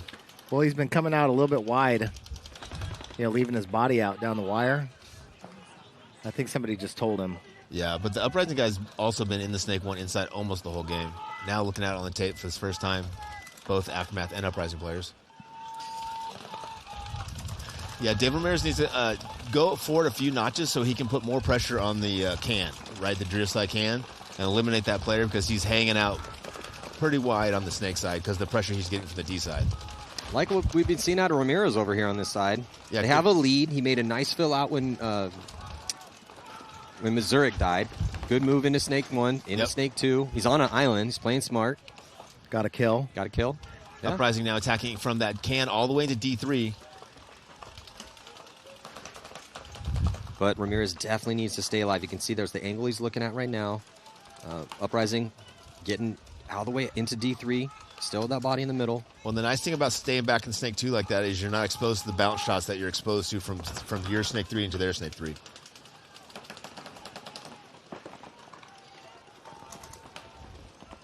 Who's got the ball, Rich? I think it's the D player for either team. Yeah, well, I mean, with the lead, Aftermath, you can see their D side is pretty much thinking defense right now. Because they're just zoned into their spots, locking up. Ramirez yelling crossfield. Some good communication. You don't want to lose a guy on the wire, right? Nope. If you're Uprising, you got to win this point. You're down 2-0 with 5 minutes on the clock. You don't want to lose a guy down the wire. I think Alex Borromeo is the guy that maybe needs to take a chance to try and get Ramirez out of the snake. Because if he can get Ramirez out of the snake, then Uprising will have a body over here with no contest. He'll be able to crawl all the way to the end with, still that body on the Dorito side to... Well, he had a big window earlier where the D was wrapping to contain that side, and nobody was looking this way. He definitely could have gone. Well, I think it's Holland, because if he can get close enough to trade out with David and keep Borromeo, but Borromeo, for him to make that move, he has to run through this big gap where D1 has just been zoned up on this pretty much the entire time. He's going back and forth a little bit, but I think Holland has to find a way to work up. It's just hard because Ramirez is doing a good job of keeping him contained in Snake 2. Yeah. Either way, they got to talk it out, figure it out. I mean, Borromeo has played about 4 or 5 different spots up that middle. He's trying to find a way to crack through the zone. The weakest player positionally here is the player for Aftermath in the can, right? So if you can get some coordination between your Dorito attacker and your Snake attacker to both attack that can, eliminate him, and then he can go run down Ramirez free, right? Yeah, You got in a 2-on-1 over there on the Dorito slide tape. Yeah, Jordan's in a tough spot. Those cans are tough to play. So time starting to tick off the clock, though, here. 3:34. Again, Uprising did drop their first one. It was a close loss in overtime against Houston Heat, nonetheless. So you do not want to go 0-2 on day one. They got off. No one's watching over Ramirez again. Now they turn the gun back. Yeah, Borromeo getting very creative, putting the pinch here on Ramirez. And this is good. This should allow Holland to get up the field a little bit. Yeah, Borromeo is now. forcing Ramirez to deal with them to help protect himself, to go back and forth. So nothing is stopping Holland. I mean, he has to worry about the shot getting dipped in. Oh, and he wins this. So Holland wins the gunfight down the sideline here. And that is really going to help out Uprising's chances in this point and keep this game close. Good teamwork there from Uprising. Yeah, puts Jordan in a really tough spot. And he's going to get pinched out of that can. 3-on-1 now. Aftermath losing their last player over there on that D side. Holland with a big point there. Hey, good job, Scotty Knight, Borromeo, and Holland. Yeah, they definitely needed that one right there. Yeah, great kill on Ramirez. I believe that was Holland down the sideline. And now it's a 1-point game, about 2.5 minutes left. And that was Aftermath's point to lose, right? They won the breakout. They took the key positions. They just didn't go anywhere after they took the key spots. They didn't coordinate offensively. There's a 4-on-3 there for a little bit. So definitely still a chance for Uprising to tie this one up. Try to avoid going 0-2 on day one. This is Aftermath's first match. And now Legion in damage with a little bit of that time burnt off. Still a 2-point spread. What is damage going to do to answer? And again, just cannot throw away that big, huge point, positive point differential that they got with that Mercy Rule win over Infamous in Game 1. Wind's starting to pick up here a little bit. Yeah, we do have some weather approaching. Malloy, snake on the break, gets shot. 4-on-5 advantage for damage. Yeah, this is a big opportunity for damage now with Malloy off the field. And in a slightly high body situation. Krill goes right into the Hertz bunker on damage's side of the field. Yeah, but then he gets just absolutely decimated by Rainey. Possible penalty coming on damage. Damage on Jason Edwards. 3-on-3. Kirill got what he wanted out of that. But also now Rainey's in that same spot. If they can figure out he's there. Yeah, they have no idea Rainey's there. If Rainey gets his first shot, it's going to be big. Yeah, Rainey not touching that bunker. He checks off on that D side. Now goes snake side because Jarob's at that insert. As Karslev fills out into... Oh, I think that actually is not Karslev. Karslev? Can't see. 2-on-2. The trade. Oh, but there goes Karslev. Going to run right into Rainey's gun. That was nice of him. 2-on-1 advantage damage. And 2-on-0 advantage damage. Hey, Rainey getting it done there. The attack up the middle. Bonus ball and J-Rab off the field. He's completely clean. Rainey a little unsure of the count, just making sure here. Still has some time. So checks off. Going to run and hit the buzzer. So about 3 minutes left to go, 1-point game. Yeah, and with the lead there, Red Legion didn't need to flood into Rainey's guns, right? It was a 3-on-3. All they've got to do is stay alive there, find out where the bodies are, go get Rainey out the field, based on which way he's looking, and get right back in that point. But they continued that offensive attack even though they didn't know where the bodies were. Clearly. Yeah. I don't know if you can say bonus balled him off the field. No. If he only shot him like once. No, well, he turned his gun to shoot at an eliminated player as they walked off the field, not like he was walking him off the field. Sorry, I apologize. Okay. I don't mean to offend any old school guys out there. I apologize. He definitely didn't walk him off the field. He's getting soft in his old age. He is, dude. I'm just like, come on, man. What is that? Thank you for pointing it out. Thank you for pointing it out and allowing me to, recalibrate myself. I appreciate your criticism. Yeah, normally I'm listening to you up here and you're just like, why did he not just pull out a knife and chop that guy's head off? Well, I mean, even if looking the situation demands it. So ASG Aftermath up by 1 right now.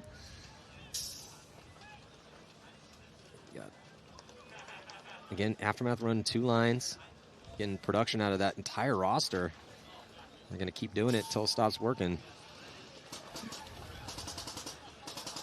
Trujillo's been going up that middle on this line. Castro out here to the snake. Yeah, Castro's been doing work in the snake. This is Grayson's line over there on the Dorito side. Uprising has been throwing some different looks out there from personnel. Yeah. It looks like they're going with this has kind of been mostly their starting 5. Eaton's going to get another spin. Holland's been getting a tons of spins. I don't think Borromeo or Olsen or Arnold have come off the field yet.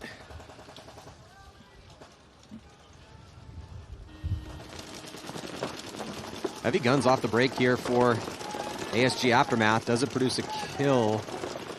No, 5-on-5. Yeah, 5-on-5. Staying in the pocket. Uprising, doubling up that back center, pocketing up. ASG Aftermath releases to the white tower in the middle of the field, South Electronic spot. Looks like Uprising going to double up that spot and then launch to the middle.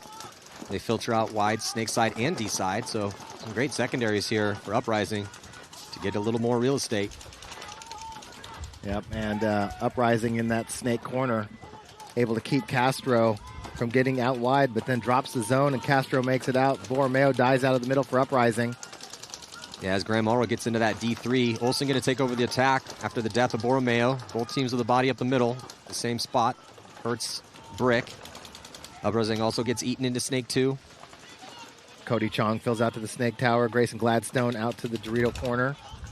Ooh, Graham Arnold taking the early walk. Oh, nice move by Trujillo to take out Arnold, then come get Olsen. Heads up play right there. Eaton gets into the 40 snake. Time ticking off, though. Minute 25 in this 1-point game.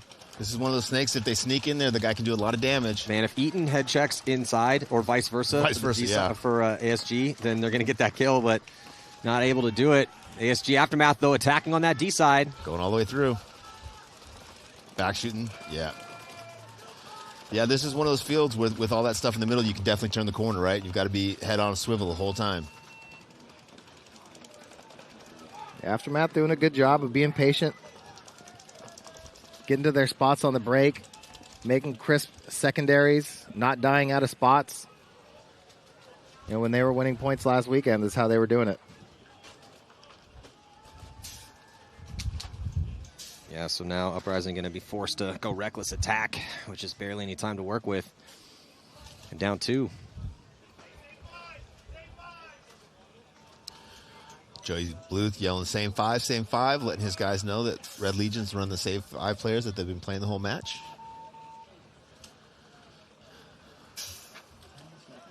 Who you got on this one? I don't know. Who you got? This is a close one. This has been a great match. this is really tough to call. Yeah, it'd be hard to have a better match than whoever this shoots today. more bodies on the break. Keith Brown, Snake on the break. Oh, core samples. Looks like he's okay. Hoppers turn around backwards. Looks like he's all right. Lose their first attacker, the D side. 5-on-4 advantage for Red Legion. And Legion attacking that middle of the field. So damage with nobody on the D side, Matt. Todd, what do you think?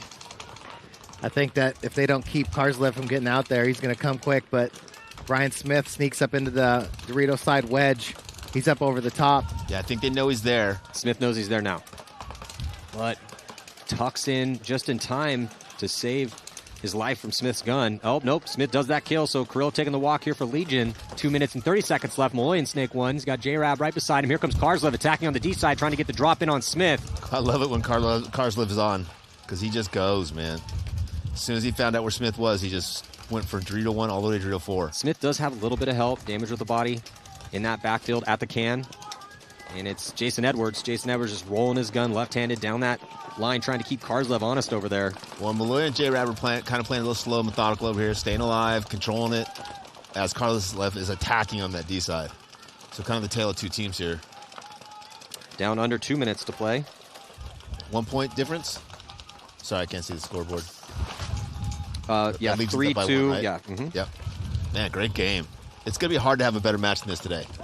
I mean, the bar has been set pretty high. All you teams are out there. A lot of paintball to go. Step up. Karslev on that D side into D4, just laying down essentially on the grass, try to get a lower angle. Yeah. Easy to tell who's got the ball here for Tampa Bay Damage, right? It's Keith Brown. And you can see on the right-hand side of your screen how tucked in Brian Smith is into that spot.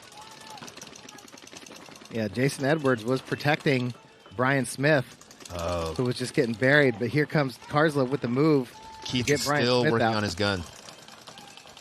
Yeah, so that zone got dropped, and that allowed Karslev to come through. Ref going to give him a check, but he did get the shot in on Brian Smith, and then now Jason's got his gun that way again. Yeah, Jason really just needed to protect Brian Smith over there because Brian Smith couldn't fight. Karslev had the gun dominance. He's going to make it about to the corner now. Great fill out to that corner. Keith Brown's got his gun up again. Tampa Bay Damage with 2 snake side, 1 Dorito corner.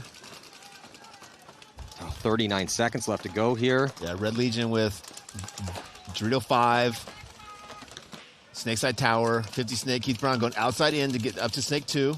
Yeah, I mean, Tampa Bay, just 2 bodies in the backfield. Now going to launch and release. Is just 25 seconds left to go to put that point on the board. They're going to get the shot in on Karslev. That does open up the D side, but I don't think they have enough time to work with. They still have 3 bodies to work out. Yeah, it's still too much. Yeah, Karslev didn't need to battle there, right? He just needed to stay alive. 10 seconds, though. Yeah, J-Rab's alive. 1 point lead. J-Rab takes one. Sergey's still alive. 3, 2, 1. Not able. Just not enough time. Wow. That was a good match. Needed 2, maybe 3 more seconds. So the win is going to go to Legion in their first match. They are 1-0. Tampa Bay will finish day 1, 1-1, but still with a big positive point spread. As it was a 1 point loss, so still sitting at 1-1 with a +5. Yeah. And Karslev, if he'd have just stayed alive, that wouldn't even have been close, right? Yeah, if he just hit over there, right? Yeah, just hide. That's what I was saying. J-Rab and Britnikoff are over here playing really slow, really smart, really methodical. Karslev's over there just gunfight. Yeah. And, you know, you look at the beginning points of this game, right? Damage had control of a lot of those points and just let some wild rush and do some crazy stuff. And through some of those ways. They win a lot of those points with one body left, right? So, I mean, damage very easily could have been a little bit more controlled, but did get a lot of benefits off those crazy moves early in the points from the Russians. So 5-on-5 breakout for Uprising and Aftermath. Uprising attacking on the Snake.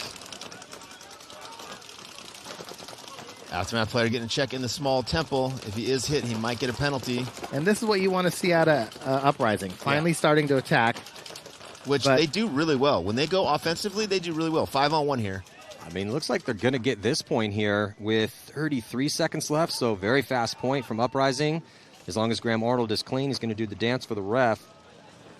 But very easily had the same opportunity to do that in that overtime point against Houston Heat. 100%. Right? But they didn't. Right? They knew that Aftermath was going to sit in the pocket. Right? That time they attacked. They went straight up to the Dorito side wedge, came straight into the Snake, came all the way down. They had the same opportunity to do those things in plenty of times in that match. But when they see a team like Houston Heat, I think it psychs them out a little bit. It's the right? opposite, They don't want to though, risk right? that. If you're going to go fight against a guy who's bigger and stronger than you are, don't wait for him to punch you in the face a few times, right? Run up there, hit him as many times as you can, and finish that fight. Because the longer the fight goes, the worse it is for you, right? If you're playing against a better team, the longer and slower that match is, the less chance you have to win, right? Especially when you're a good team like Uprising is a good team on the move, right? React and scramble ball, they play really well. And you're not going to sit there and play a longer, smarter point than Tampa Bay Damage, Impact, Heat, Dynasty, all those top teams. Yeah, and Russian Legion's playing the way that we've asked everybody to play for a really long time, which is just send it point after point after point, and they made it. We got a bit of an argument here. Is Joey Blue, so the two big men, Joey Blute's pretty big, Sergey's really big, and they're in a pretty big argument right now here. Yeah, but I think Sergey likes punching people more than Joey does, for sure. Kind of calling the kettle black over here. Well, got two big guys. They're having a pretty respectful argument for the most part. Did you notice that one of them walked away from the other one, though? Yeah. I'm just saying, how many times have we seen where a guy does the slow walk-off? It drives me bananas. Oh, yeah. Completely bananas. And a point like that, you get upset because, a guy didn't walk off right when he got shot. But, everybody does that now. You tell the refs, hey, man, it's going to be a close point at the end there. Can you make sure these guys walk off? And everybody always does the slow walk-off. Slow walk-off in the point. No, I got that guy. I got that guy. You're like, dude, what are you doing? Yeah.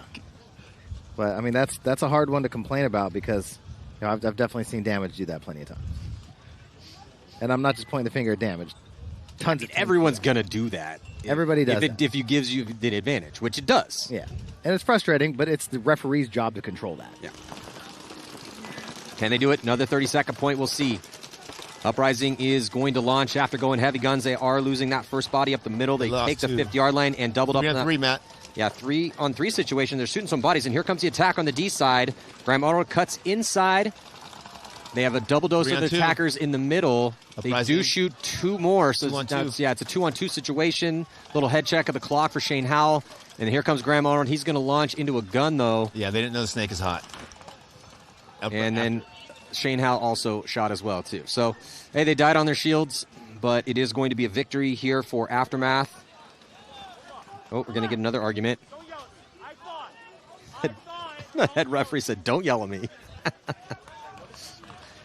I didn't see any penalties. You guys see any penalties? Nope, no penalties. It's actually been kind of penalty-less this morning. We've had that one, right? Very few. One yellow? There's a couple, no. Two yellows? Yeah, we've had 2 or 3 yellows. No reds? No, we haven't had one major yet, which is Are the players even trying out there, Todd? I don't know.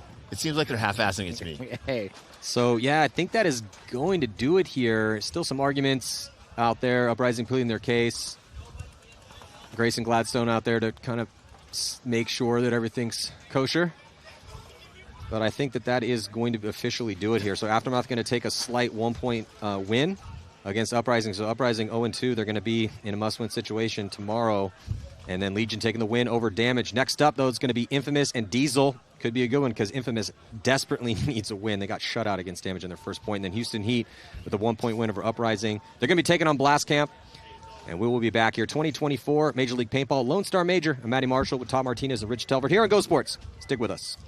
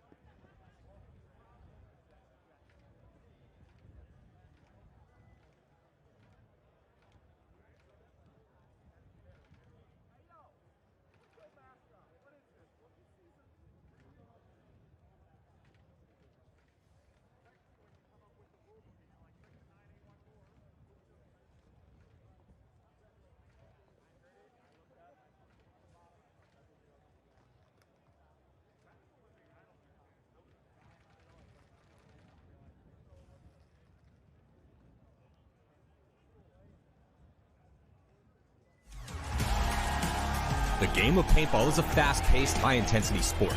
But at its heart, the concept is simple. Shoot your opponents before you get shot, and then march down the field to victory. In the Major League Paintball Pro format, each team fields 5 players at a time. They have a buzzer on their side to protect. Hit the opponent's buzzer, win the point. En route to the buzzer, both teams will be locked in gunfights, utilizing diverse strategies while moving up a field full of bunkers, fighting to get into critical positions. And these strategies could change given the score and the time left on the clock. There's 15 minutes in regulation, and the highest point total wins the game. If there is a tie, then a 5-minute overtime period will be played. This is chess with guns, with no quarter given and no quarter requested. Welcome to Major League Paintball.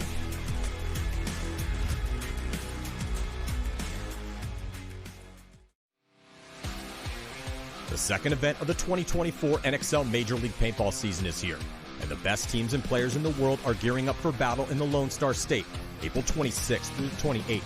After the dust settled at the first event in Las Vegas, Dynasty proved that they are still the greatest team ever to play the game, with 3 come-from-behind wins at the event.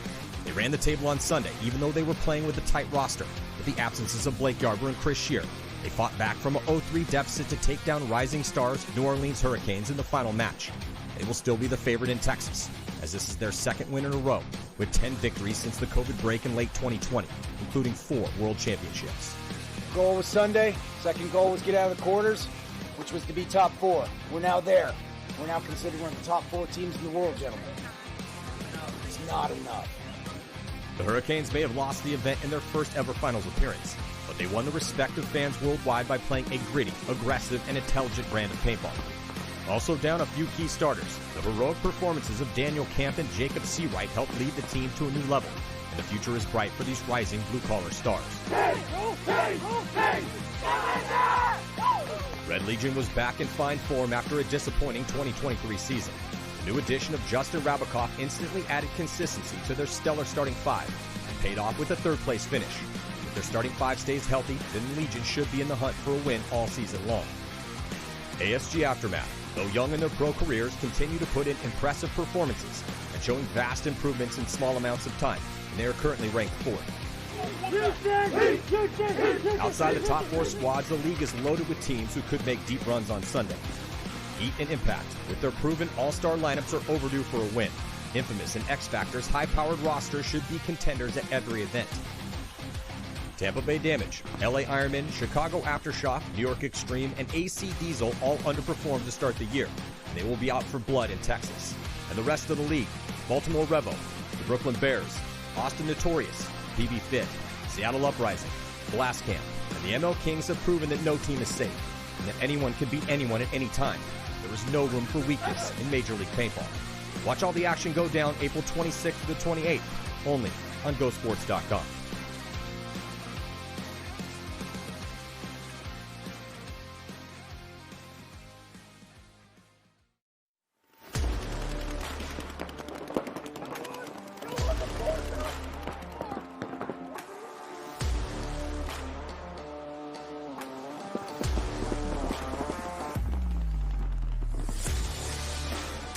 Yeah, we were here for 4 days at X Factor Park. We had 4 teams, Infamous, X Factor, Heat, and Impact. We're playing like full matches and match-like scenarios and just battling out and swap teams. The amount of talent and elite teams that are here at this practice, if you're not here, where are you? You know? We're out here just throwing bows.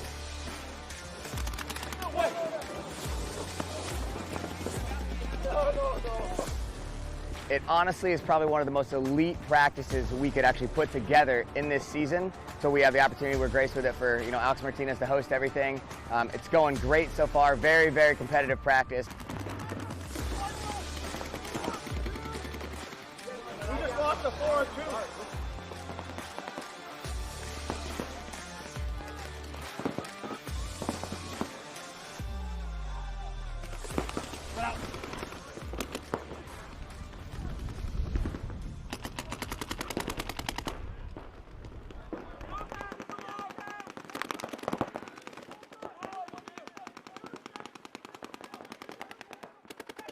The last event, we played the Russians in the quarterfinals, and in our opinion, they didn't beat us. We definitely gave it to them. We were up in all those points or up in positions, and we felt like we made some mistakes. So we're just trying to clear those up and play a little tighter and a little better as our team, not make those mistakes, and obviously we're getting more prepared for this event. So you know how to line yourself up? You take like you go 3 steps back and then 1 over. This is your technique. I have a different soccer technique. It's every football player's technique, even the soccer Football player. and soccer is a different. But even the soccer player. Right. Oh, Christ, that's the fun. Go, Mike. Oh, good snap. Touchdown. Field goal. Fucking touchdown. Oh, solid. I see Ryan Holt run all the way down with his ball. Lace is out. It was as good as we were going to good as it was getting.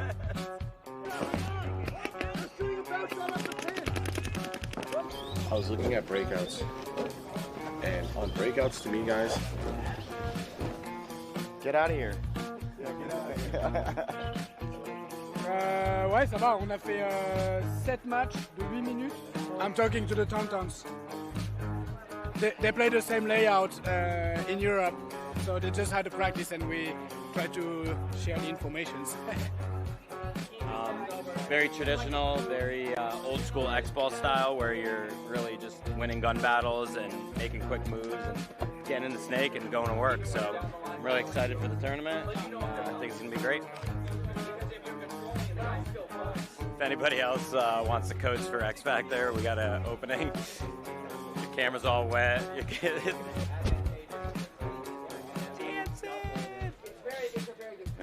You understand what I'm saying? They're not in our shit.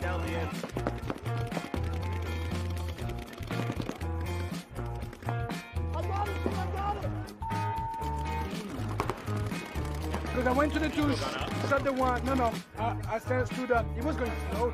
He was running and shooting. Yeah, he was running and Stuck shooting. walking to it. And I feel like I bounced him.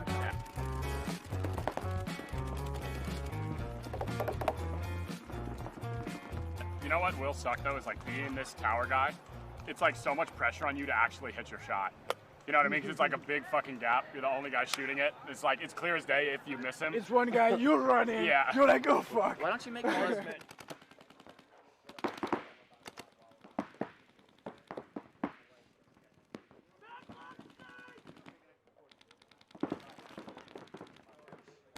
But why? We're up 2 points. This is what we talked about. You didn't say a word to him. Yeah. You just went and bunkered a guy. They have to come beat us. Oh. Like I like the move. I like the move. You know, if we're down maybe another, but we gotta learn to play these situations, right? We gotta learn. You know, at least before you do that, you've got to try to get something to him, right? Because we're playing 2 one-on-ones. You know, that's a coin toss each way.